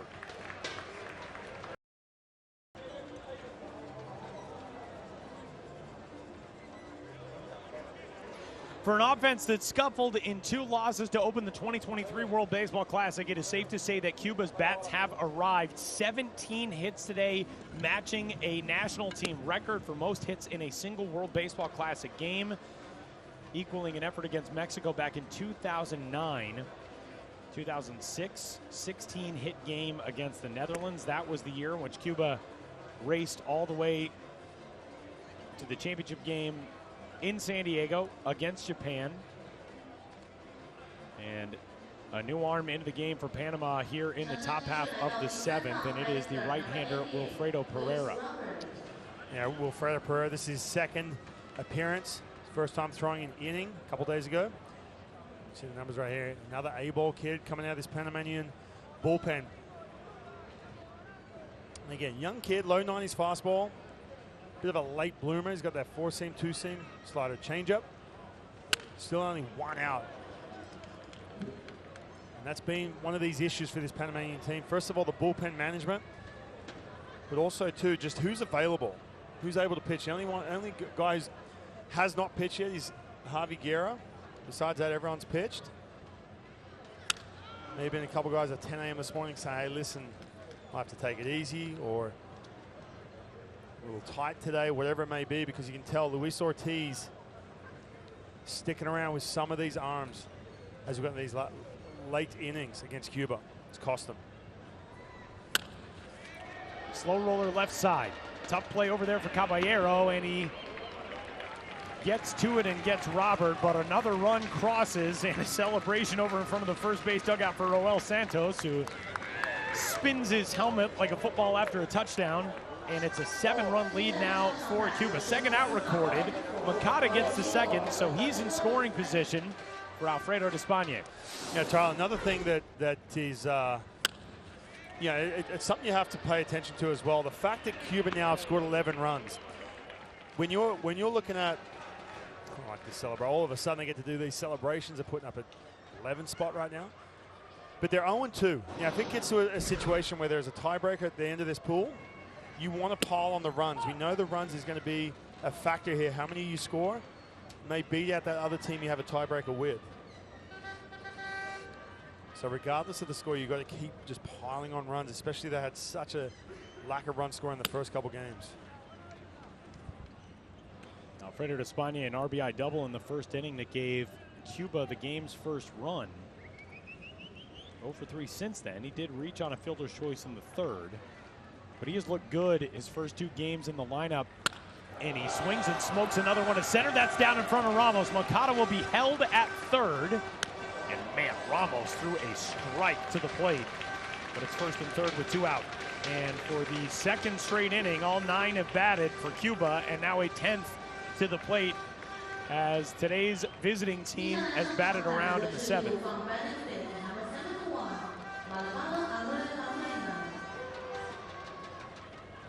It took them a while in this game, in this tournament, but all of a sudden they have broken out. Look at this, most hits in a single game. Today against Panama, 18 hits.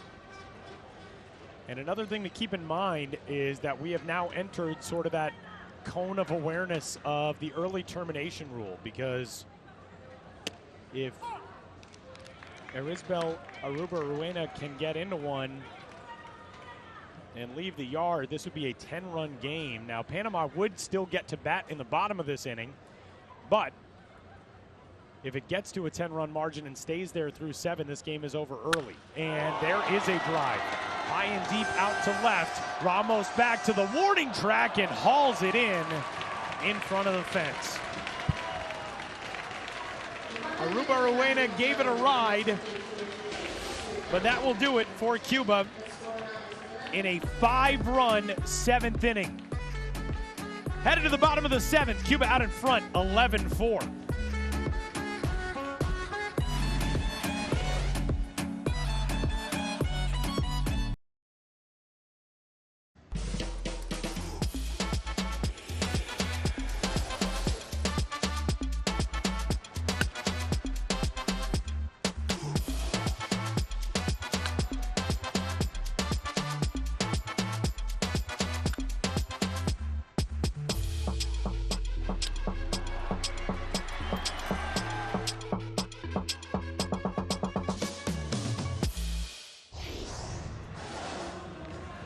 Bottom of the 7th inning in a game that has turned solidly in favor of the guys in the all-red look today. 11-4 is Cuba's lead over Panama, a game that Cuba trailed 4-2 going to the top of the 6th. 9 runs in the last 2 innings for the inaugural World Baseball Classic runners-up. And Luis Robert coming through for his team, Yohan Moncada coming through for his team. Some guys who started really slowly through the first 2 games here in Taiwan, and they have arrived here on day number 3 as we welcome you back to Taichung Intercontinental Baseball Stadium alongside former Major Leaguer and 2-time Team Australia WBC pitcher Ryan Rowland-Smith. My name is Tyler Mon. Frank Alvarez into the game for Cuba here in the bottom of the 7th. Another one of the NPB contingent pitching in Japan on this Cuban pitching staff. Yeah, Frank Alvarez is only 24 years old. He is essentially part of the Chunichi Dragons minor league system, but the thought for him, he's a big prospect. They're looking for him to be just like Raudel Martinez, who we saw last night. We'll probably see him today. He's got that good fastball, 93, 95. Good changeup. Again, this Cuban team has some weapons out of that bullpen.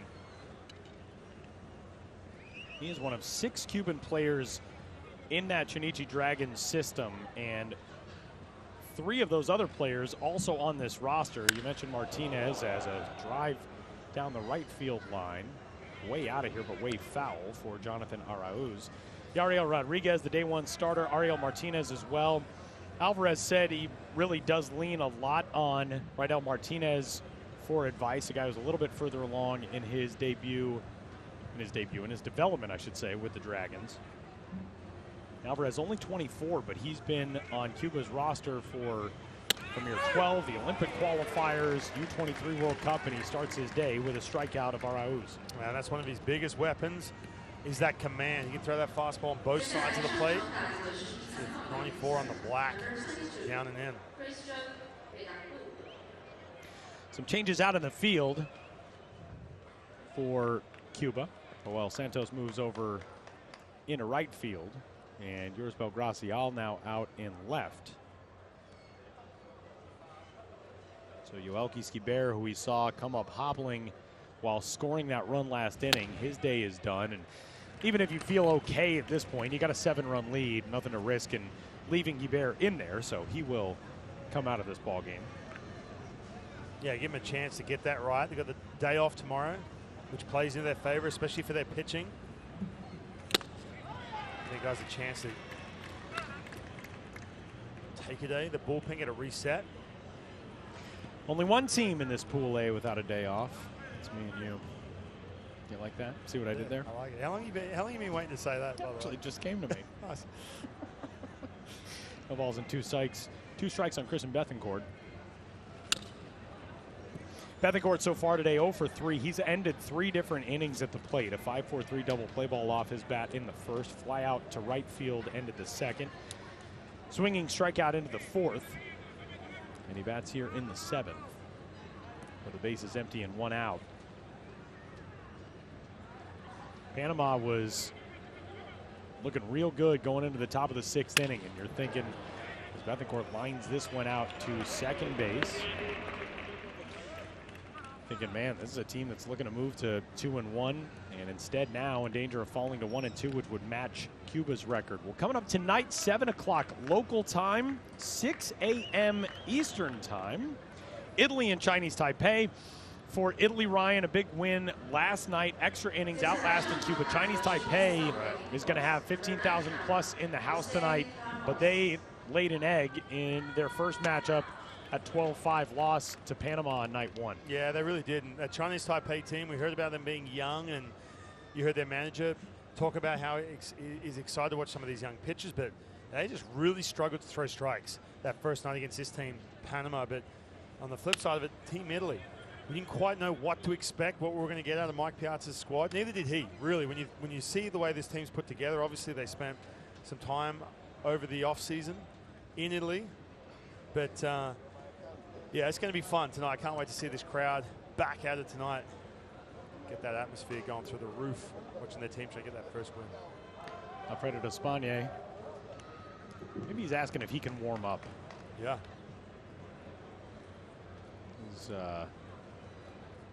The next chapter, honestly, the next chapter in Alfredo Despaign's baseball life is going to be really interesting.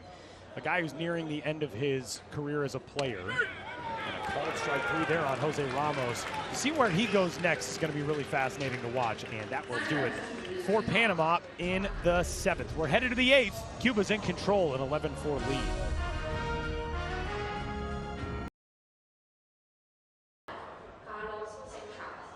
Well, a new catcher into the game for Panama as we head to the top half of the 8th inning.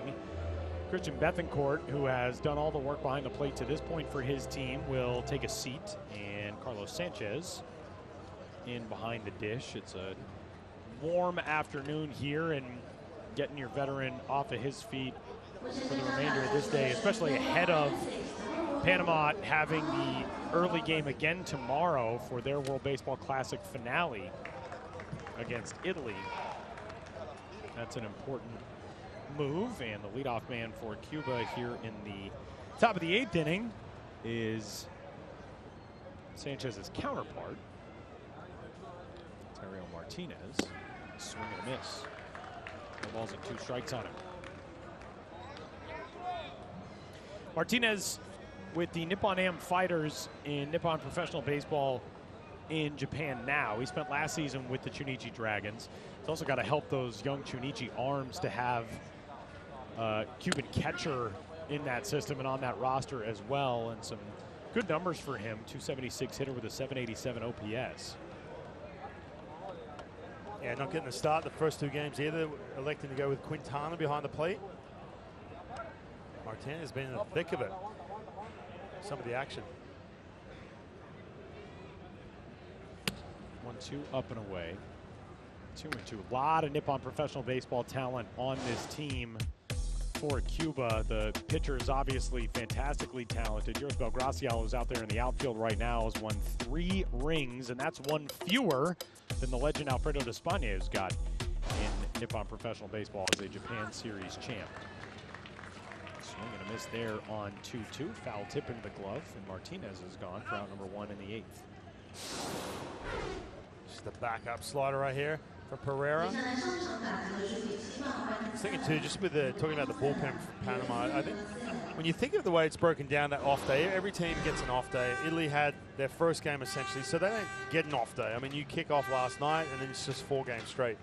For Cuba, you know, some of the arms coming out of that bullpen, especially to get them rested. They got the off day tomorrow, and then they can roll into the next game fresh. But for Panama, it's kind of I think it's the most disadvantaged when you have, they literally have the last day as an off day. So it's just 4 straight games. There's no break. You talk about that with the pitching. You go 2 games straight, then all of a sudden you're down. You can usually use that if you don't have a game that day for that rest day. It counts as a rest day. But again, you look at their record too, and we're going to see this. We're going to have to start doing some math here as this thing gets close to, as Pool A draws to a close. If there's some tiebreakers involved, some different rules and things that take over who advances into the second round. This World Baseball Classic in 2023, the largest edition of this competition ever, with 20 teams in the main tournament and 30 overall when you count the 5 teams that were also part of the qualifiers in each spot. And Ryan, the thing that adds a lot of drama, and you mentioned it a second ago, there are obviously 2 teams that are going to move on to the qualifiers, but there are also 2 teams that are going to be safe for 2026. 1 team from each pool in this opening round is going to be relegated. So if you are Cuba and Panama, if this score holds, each of these squads are going to be 1 and 2. Still, obviously, you're keeping some hope alive to try to make it through, but you also are fighting to not be that last place finishing team so you don't have to go through the qualifiers, especially if you're Panama, because Panama's had to do that 3 straight classic editions now and just made it in. The reason why they play 4 days right out of the gate, the reason why they're only the home team once, they are in effect the lowest seeded team coming into this pool as the team that qualified from that round last year in Panama City. But that's a huge factor with this. Yeah, it is. And we've talked about the qualification process, and you and I know, I mean, we've seen it.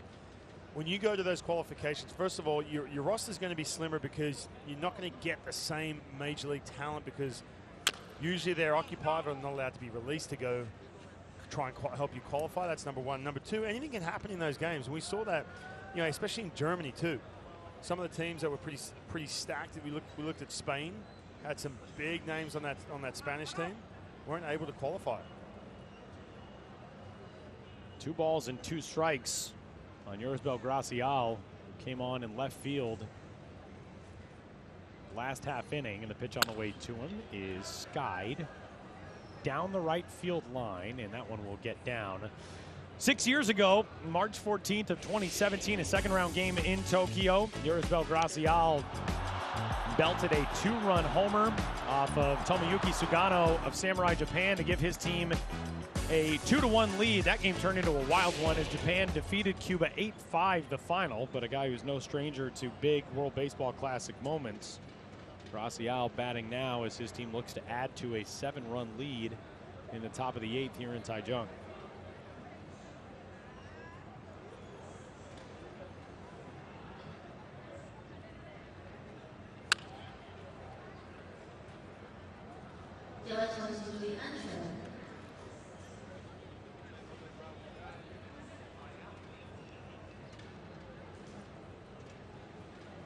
Gracial in left. That moved Roel Santos to right field defensively.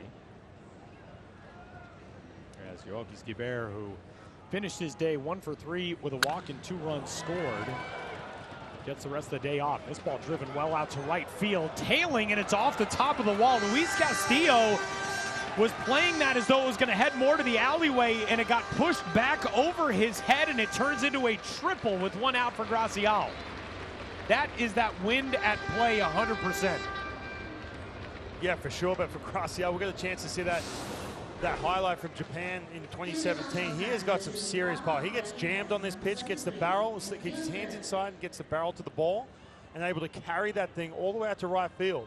You mentioned it, Tyler, up in that wind stream. You still need some serious juice in that bat to get out there. Yeah, I should clarify, that's the wind at play in terms of what it did to Castillo's route, not in terms of how hard that ball was hit. You could hear that. I mean, coming off the bat, that thing was crushed. But it probably goes more toward right center than right field. And now a shot through the right side from Yadir Drake, and an RBI single adds an 8th run to the lead, 12-4 Cuba in the 8th. Cuba are cooking. Just a little bit to get moving. Is it enough, though? When that record at the end of the day, when you start adding up runs for and against, if you fall into that tiebreaker situation,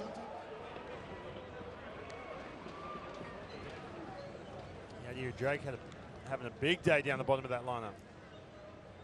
Going back to Gracial, watching that home run against Japan back in 2017. A lot of things happen when you do good things against Team Japan from essentially their all-star team. You hit home runs, you strike out the side, whatever it may be. All of a sudden, those Japanese teams come calling in 2 seconds flat. I've seen that 2004 Olympics, Chris Oxspring, who was on the 40-man roster with the San Diego Padres. He pitched 6 shutout innings against Team Japan in the Olympics with Team Australia. And guess what? Next year, he's playing over a multi-year deal in Japan. Gracial hit the home run, performed in the Tokyo Dome. Yadiel Mujica out of the 9 spot. And he lifts one foul the other way. We are once again sort of in that red zone for a potential early termination rule institution, as Cuba with an 8-run lead and the potential 10th run at the plate right now. If you're leading by 10 after 7 complete innings, it would result in the early termination after the losing team bats. So Panama would still come to the plate in the bottom of the 8th, just like if a home team was losing in the 9th. They would get a chance to bat once more.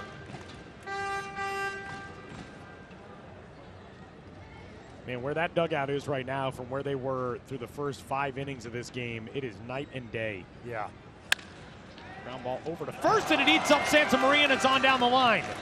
Rounding second, headed to third. Drake will post up there. That took a wicked hop on Yadiel Santa Maria, and with 1 out, runners at the corners. Catching this Panamanian defense flat-footed. Been out there for a while now. Feeling that lead. Feeling that deflation. A tricky hop bouncing up. Getting by him at first base.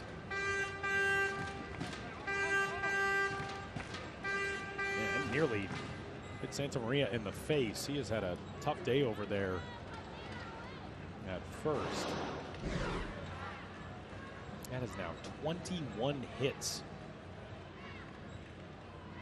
for Cuba today, as that one goes up there as a single.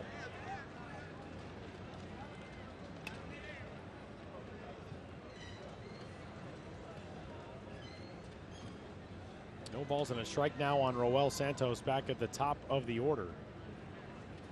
Santos, you look at those really impressive numbers he put up with the Olmecas de Tabasco in the Mexican League last year. We have not had an early terminated game as of yet. And on Wednesday, it was Nianting Wu who came to the rescue for his team to avoid early termination as they trailed this Panama squad big. And the thing that stood out most about that home run was the fans went from 0 to 10. Right. It wasn't as though they kind of got back into the game. I mean, it was immediately as though they had just taken the lead in Game 7 of the World Series. Taiwan series here. I was just about to say, you watch that highlight, you don't have any context with the score or anything like that. You think, man, they just went ahead. And even Wu's reaction as well, sort of pointing out to the crowd after that home run. That's the thing we're going to see tonight. The game against Italy and Chinese Taipei. The atmosphere, this place is going to be going crazy again. We had a great game last night between Italy and Cuba, but I did have that feeling, and I said to somebody this morning, I kind of missed all those fans, Chinese Taipei fans. We had over 15,000 in the house for that game 2 nights ago. Official attendance of 15,540, and they'll all be back here. Probably an even bigger crowd on a Friday night tonight, as the pitch is down and away. 2 balls and 2 strikes. I was talking with Xander Bogaerts this morning at breakfast and said, man, you are not going to be disappointed by that Chinese Taipei crowd. And he was like, yeah, we played a CPBL team in a warm-up game, and the crowd was pretty good, but all I keep hearing about the crowd for the national team games is that it is insane. And we will get that matchup coming up tomorrow. The Netherlands, the off day today. They'll take on Chinese Taipei in the night game tomorrow, and then the host squad will actually play the day game on Sunday, 12 o'clock, before the Netherlands and Italy wrap things up with the final game of Pool A.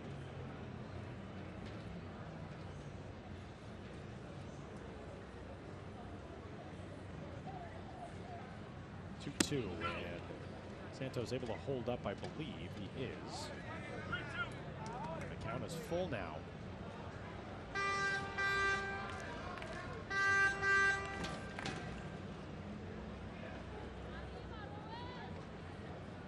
Potential early termination runs on base. Yadier Drake away from third, Yadiel Mujica from first. And ball 4 loads him up and pushes Mujica in scoring position. Still only 1 out this inning. Again, this does some damage. You talked about the fact that Panama was the last team to qualify for this pool, so they get the schedule where you don't really get an off day. See Luis Ortiz going to the bullpen. I believe it's going to be Javi Guerra. Last guy to get a chance to pitch on this Panamanian team. Ortiz out to get the ball from Wilfredo Pereira, and we will step aside. 12-4, Cuba leading, bases loaded in the 8th. Back in 2017 in Panama City, a star young shortstop for Panama belted a couple of home runs, a 2-run homer against France, a solo homer against Colombia. And in the offseason prior to that 2016 event, traded by the Boston Red Sox to the San Diego Padres in a 5-player deal for Craig Kimbrell. Ranked among the top shortstop prospects in baseball when San Diego acquired him. And now he's a pitcher, and that is Javi Guerra, who appeared in 18 games last year with the San Diego Padres and the Tampa Bay Rays. And you see there 18 games, a 5 ERA, only 18 innings. We get the chance to have that second turn of his career. Look at that, 96 to 100 on the fastball. See where he's at in March right now. Probably see around 95s, 96s. Bases loaded, 1 out. Trying to keep this thing under that 10-run threshold. 99 on his first pitch. You could hear the oohs and ahs from the crowd as that thing hummed in there for ball 1 to Yohan Moncada. Look at the day today for Moncada, 3 for 5. Is that good fastball, 99. Trying to get to triple digits. Might be the first triple-digit pitch of the Classic. Not sure if Shohei Ohtani got to it last night on night number 1 in Tokyo. Here comes the 2-0 pitch from Guerra, and that one's fouled. 3 straight heaters at 99 to start the World Baseball Classic for Javi Guerra.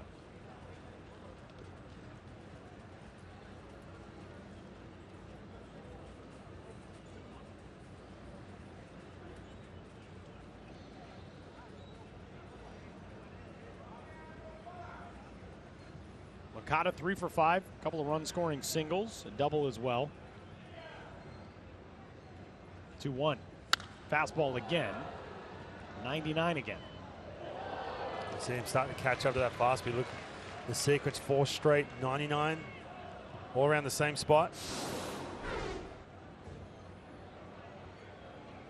See if he keeps climbing that ladder or if he goes to that secondary pitch, the slider. Smelling the. He's going back to the fastball, looks like. 2-2 from Guerra. 3-2. Starting to lose it now, just 98. That's off it. That's right.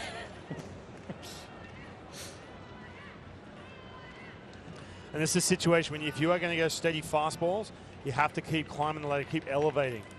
That's something Javi Guerra needs to get above the strike zone right here. Try and get that swing and miss. Doesn't want to walk in the 9th run of this lead either. 3-2 pitch coming, and that one's fouled back.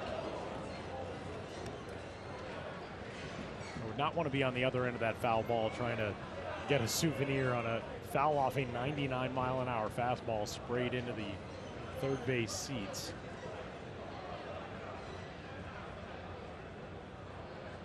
That's when you subscribe to the old Bob Uecker quote, just let it stop rolling and pick it up. 3-2 pitch coming. Ball 4, it's a 9-run lead for Cuba.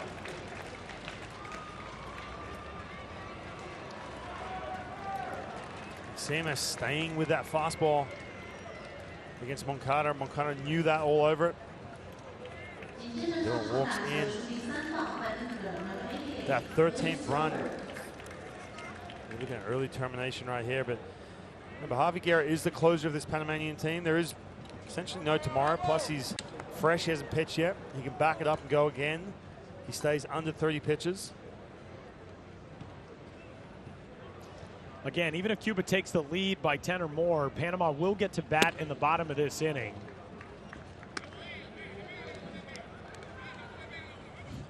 Eight pitches, all at 98 or 99 from Javi Guerra so far.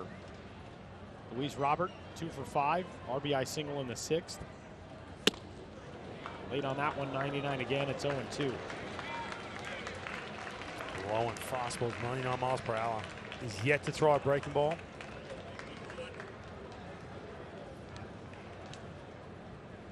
Again, same pitch. Just elevate, get that swing and miss. 0-2 pitch.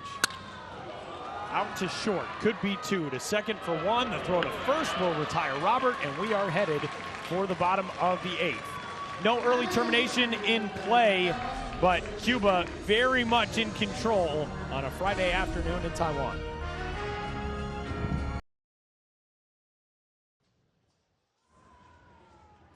It has been a beautiful few days of baseball in a beautiful city on this gorgeous island. Taichung, Taiwan is the host site for Pool A action here in the 2023 World Baseball Classic back at Intercontinental Baseball Stadium. We got a new catcher into the game for Cuba, and that is Andres Perez, who takes over behind the plate for Mario Martinez. The first time that we have seen Andres into the game, into any game so far.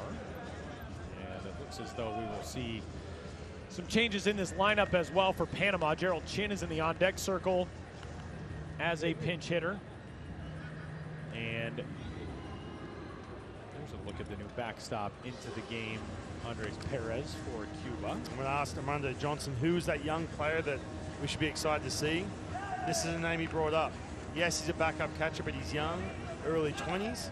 Says a big-time prospect. He's excited to see him. You're going to see him on this Cuban national team for a lot of years.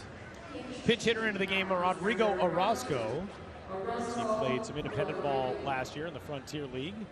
A guy who's seen some time on some youth national teams for Panama. The first pitch is there for a strike to him from Frank Alvarez. Rodrigo Orozco getting things started in this inning. Did play affiliated ball in the Toronto Blue Jays organization back in 2018. He was a Blue Jays organization all-star named by MILB.com. He had a career best 304 with the then Class A advanced Dunedin Blue Jays. And he was on that team with Vlad Guerrero Jr., Bo Bichette, Santiago Espinal, traded by the Blue Jays to the Padres the following year. Out of affiliated ball this year, trying to showcase his skills after taking part in the 2023 Caribbean Series, now here in the World Baseball Classic.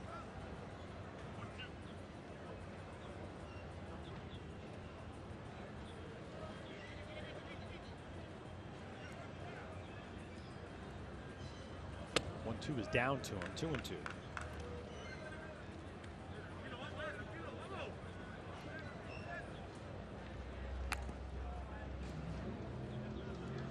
Rodrigo Orozco is one of the guys in this tournament wearing a number that you literally don't see in the United States on the back of a ball player's jersey, wearing number 42, which of course is retired throughout Major League Baseball, minor league baseball in honor of Jackie Robinson.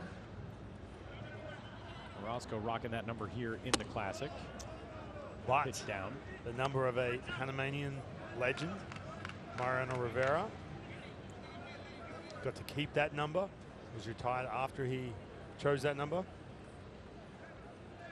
Get a chance to see him on day one throwing out the first pitch.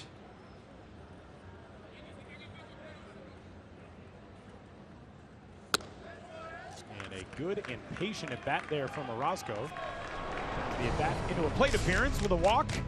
As we take a look at the greatest closer in baseball history, a guy who attended night number 1 of this World Baseball Classic, Mariano Rivera, threw a nice cutter to his former teammate, Chen Ming Wang, member of the coaching staff for the host squad, Chinese Taipei. And like you mentioned, Tyler, too, looked like he could still pitch. He's in good shape.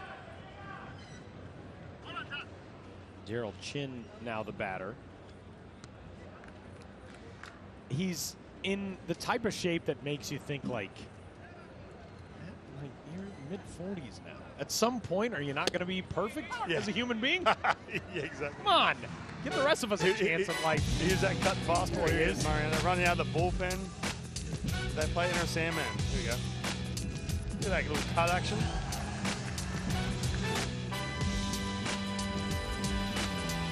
We're in good shape. So what are you saying? Are you supposed to just let it go? Yeah, just let it go. Gerald Chin fouls that pitch away. Mariano Rivera right now in the process of giving back a lot to baseball in Panama. They are building a new stadium in Panama that will bear his name. Of course, we called games at a national stadium named after one of the other all-time greats in baseball history, and another Panamanian Hall of Famer in Rod Carew.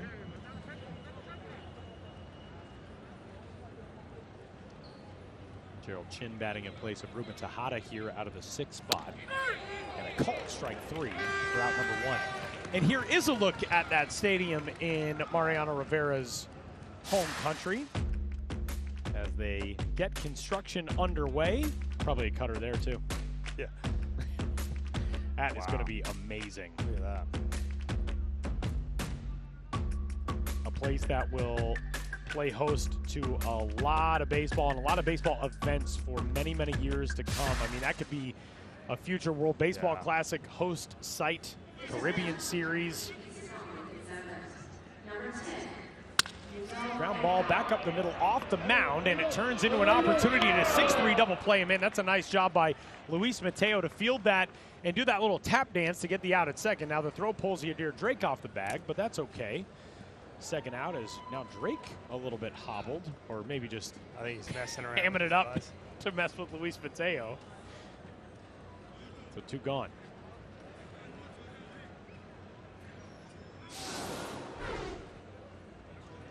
Slider right here, ground ball up the middle. Alvarez getting out of the way. You mentioned just the good footwork from the new shortstop, Mateo. I think he's all right. I think he's good. He's got the day off tomorrow.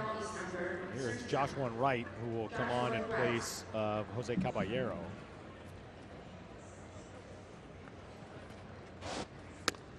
First pitch, a breaking ball down to him. 1 ball and no strikes.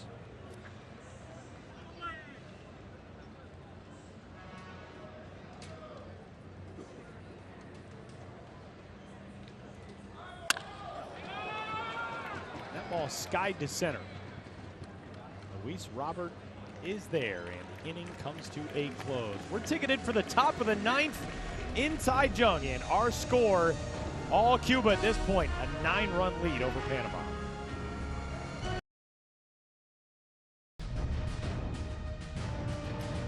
A 13-4 lead for Cuba, which looks to grab its first win of the 2023 World Baseball Classic as we head into the top of the 9th inning. 13 runs, 21 hits for this Cuba offense, which has finally busted out and is now 1 shy of the most hits in a single game of World Baseball Classic history, behind Ryan Rowland-Smith's Australia team. Yeah, how about that? 2009, beating the host team in their first game, Mexico. I wasn't on that team. I decided to stay back, try and fight for a spot in the rotation. How'd you do? I wasn't there. You talking about? No, fighting for a spot in the rotation. I was good. I was good. I made it. Justin Lawrence into the game for Panama, the Colorado Rockies right-hander. It went, I was the ace, and then Felix Hernandez right below me. No, I'm kidding. Obviously. Yeah. They gave him the nickname the King. That's what you always do with a number 2 starter. 1-1 pitch and a flare right side off the bat of Dejan Garcia, pinch hitter. Take a look at a flashback baseball world 2013 against Chinese Taipei in this very ballpark. That's a good bat flip. Didn't get all of it. Mitch Denning tracking it down in center for you. Here in 2017 in the Tokyo Dome, strutting off the mound. That was the last ever appearance, correct? Correct, yeah. Against Nori Aoki, who was a Mariner the year prior to that. He was the one who stepped in the batter's box and looked out at you and thought, wait a minute, aren't you a TV guy? That is a great story. And then after you struck him out, he had to retire from baseball. That's right. He went into hiding after that. Changed his name. Nobody's heard from Nori Aoki since. No. I thought I was going to get a gig in Japan after doing that. They're like, no. You know, instead, what we're going to do is Aoki's not going to play anymore. Here is Luis Mateo, came into the game last inning as the defensive replacement for Aruba Ruena, and a strikeout for Justin Lawrence, so 2 gone.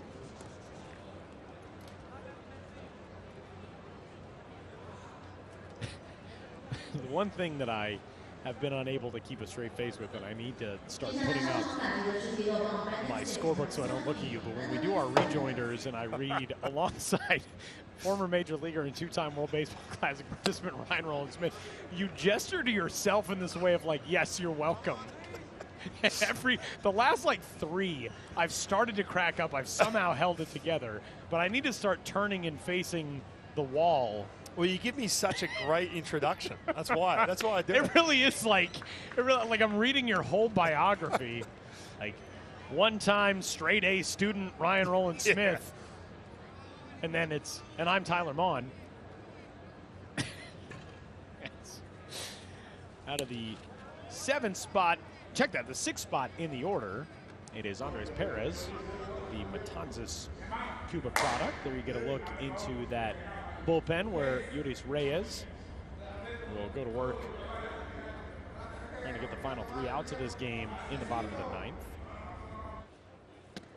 And a swing and a miss by Perez. And you can't help but think too, Tyler, when you're watching guys like Javi Guerra, Justin Lawrence, you go back to those big innings. You go back to that 6th inning, that 7th inning situation. You see this in the playoffs a lot in the United States, Major League Baseball, where you see guys pitching. Kenley Jansen did it a bunch with the Dodgers, pitching early in the game. But we just didn't see that from Panama. Going to the bottom of the 9th, Cuba trying to close out its first win of 2023.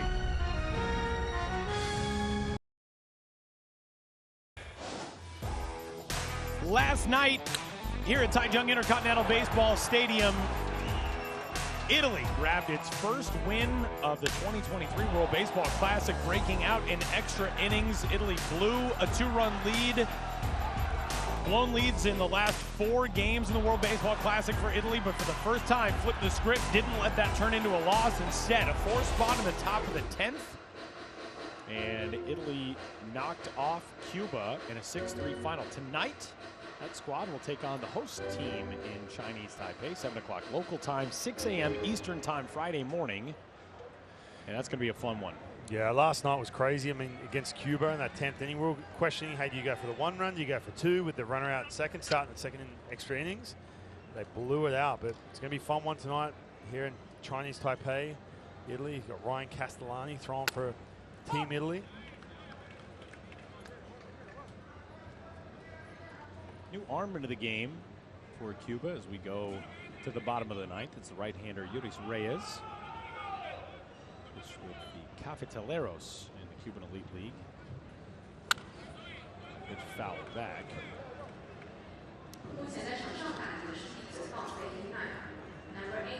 You know what the Cafetaleros are? Something that you'll really enjoy. Translate it for me. They're the coffee growers. Oh, okay. Nice. I like it. It's my new favorite team. 0-2 pitch on the way from Reyes. And Ariel Santamaria bounces it to Yoan Moncada, who's got the out. That was a similar play to the one that led to an error, kicking off a 4-run inning for Panama in the 2nd, and Yoan Moncada flashing that big league form here as he's got no trouble with it this time. He's got a chance to smile a little bit, relax. A couple blunders early in this game, a cold start. Tough thing if you're Cuba, though, obviously they broke out today, but the tough thing, you have the off day tomorrow. A lot of things are out of your hands. You go into this, you have a chance to go 2-2, but you don't control really what happens, because a lot's going to come down to, if it comes down to tiebreakers, things are simply out of your control. Try and get to that next round.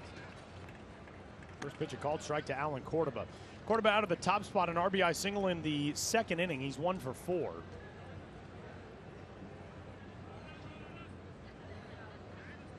Former Cardinals and Padres and Reds prospect, although by the time he was with the Reds, he had kind of, in an odd manner, had already exceeded his rookie status. Alan Cordoba had never played above short season ball when he was taken by the San Diego Padres in the major league portion of the Rule 5 draft in 2016. So he had to remain on the big league roster in all of 2017 as a really young player, and he played 100 games in the big leagues, was able to bat over 200. I mean, that is a stunning kind of accomplishment for a guy who had never played above the Appalachian League and then found himself back in the minors, ended up last year in the Reds system, was let go by Cincinnati, went to Mexico, was fantastic there, and now here he is in the World Baseball Classic playing for Panama.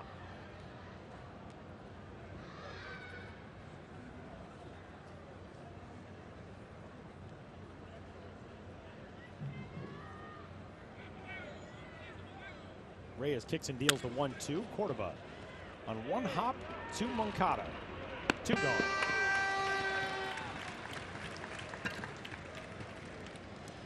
This Cuba team really scuffled offensively the first 2.5 games of this World Baseball Classic, and look at what they have done over the last 4 frames. 11 runs, 13 hits, 1 shy in the hit category, the all-time record for a World Baseball Classic game. Luis Robert coming alive, Yohan Moncada coming alive. But Ryan, I think you put it well. The tough thing for Cuba right now is there's a lot out of their control. If this was a 10-day opening round, you would think, oh man, Cuba must have been coming into today thinking, don't let us get hot, and now we're hot. But problem is, even with a win today, they're 1-2. They need a lot of things to go right. That's right, and you saw him in the dugout after that loss to Italy in the 10th inning. A lot of the players were still sitting in the dugout, you know, a good 10, 15 minutes after the game was over. And the thoughts run through your head thinking to yourself, yeah, you got to take care of Panama today. We're seeing that 13-4. But so much is out of your control with this style of pool play. It's not an elimination. A lot has to go down to him. I think we're going to see this too, Tyler. I hate to say, but in a couple days, you're going to see a couple teams that are even on the win-losses. You're going to have to start doing some math and figure out who is it who goes through. It is my solemn pledge to you, to our crew, to everyone listening, that I will not be doing that math. I'll just wait for somebody smart to tell me how the math plays out, because not as a broadcasting major, not really my strong suit. Yeah, we were here in 2013 with the Australian team, and literally came down to 20 minutes before the game against the Netherlands. They gave us a scenario to say, listen, if you beat the Netherlands by, I think it was like 8 or 9 runs or something crazy like that, you will advance. And that's how long it took for us to get the clarity on what we had to do to still have a fighting chance. A ball and 2 strikes on Jonathan Arauz, as Luis Reyes tries to finish off the first win of the 2023 World Baseball Classic for Cuba.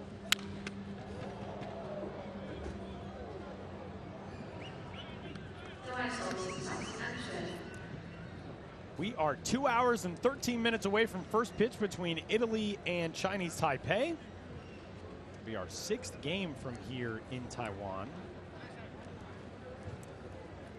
A lot of smiles in that Cuba dugout. It was not looking that way 5 innings into this game.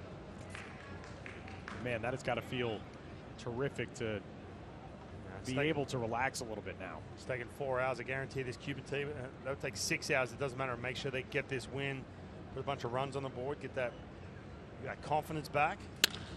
Arauz to first. Ball game.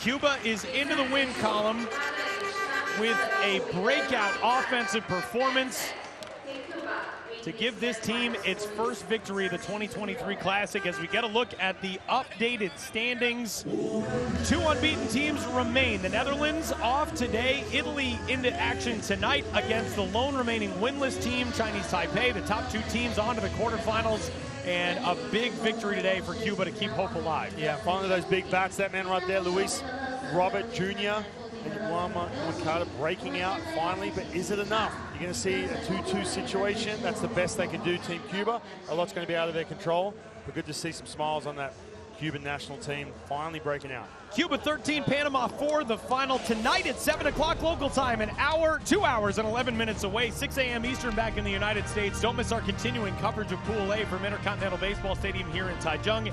Vinny Pasquantino in Italy will look to keep the momentum going against Chinese Taipei after a win over Cuba last night.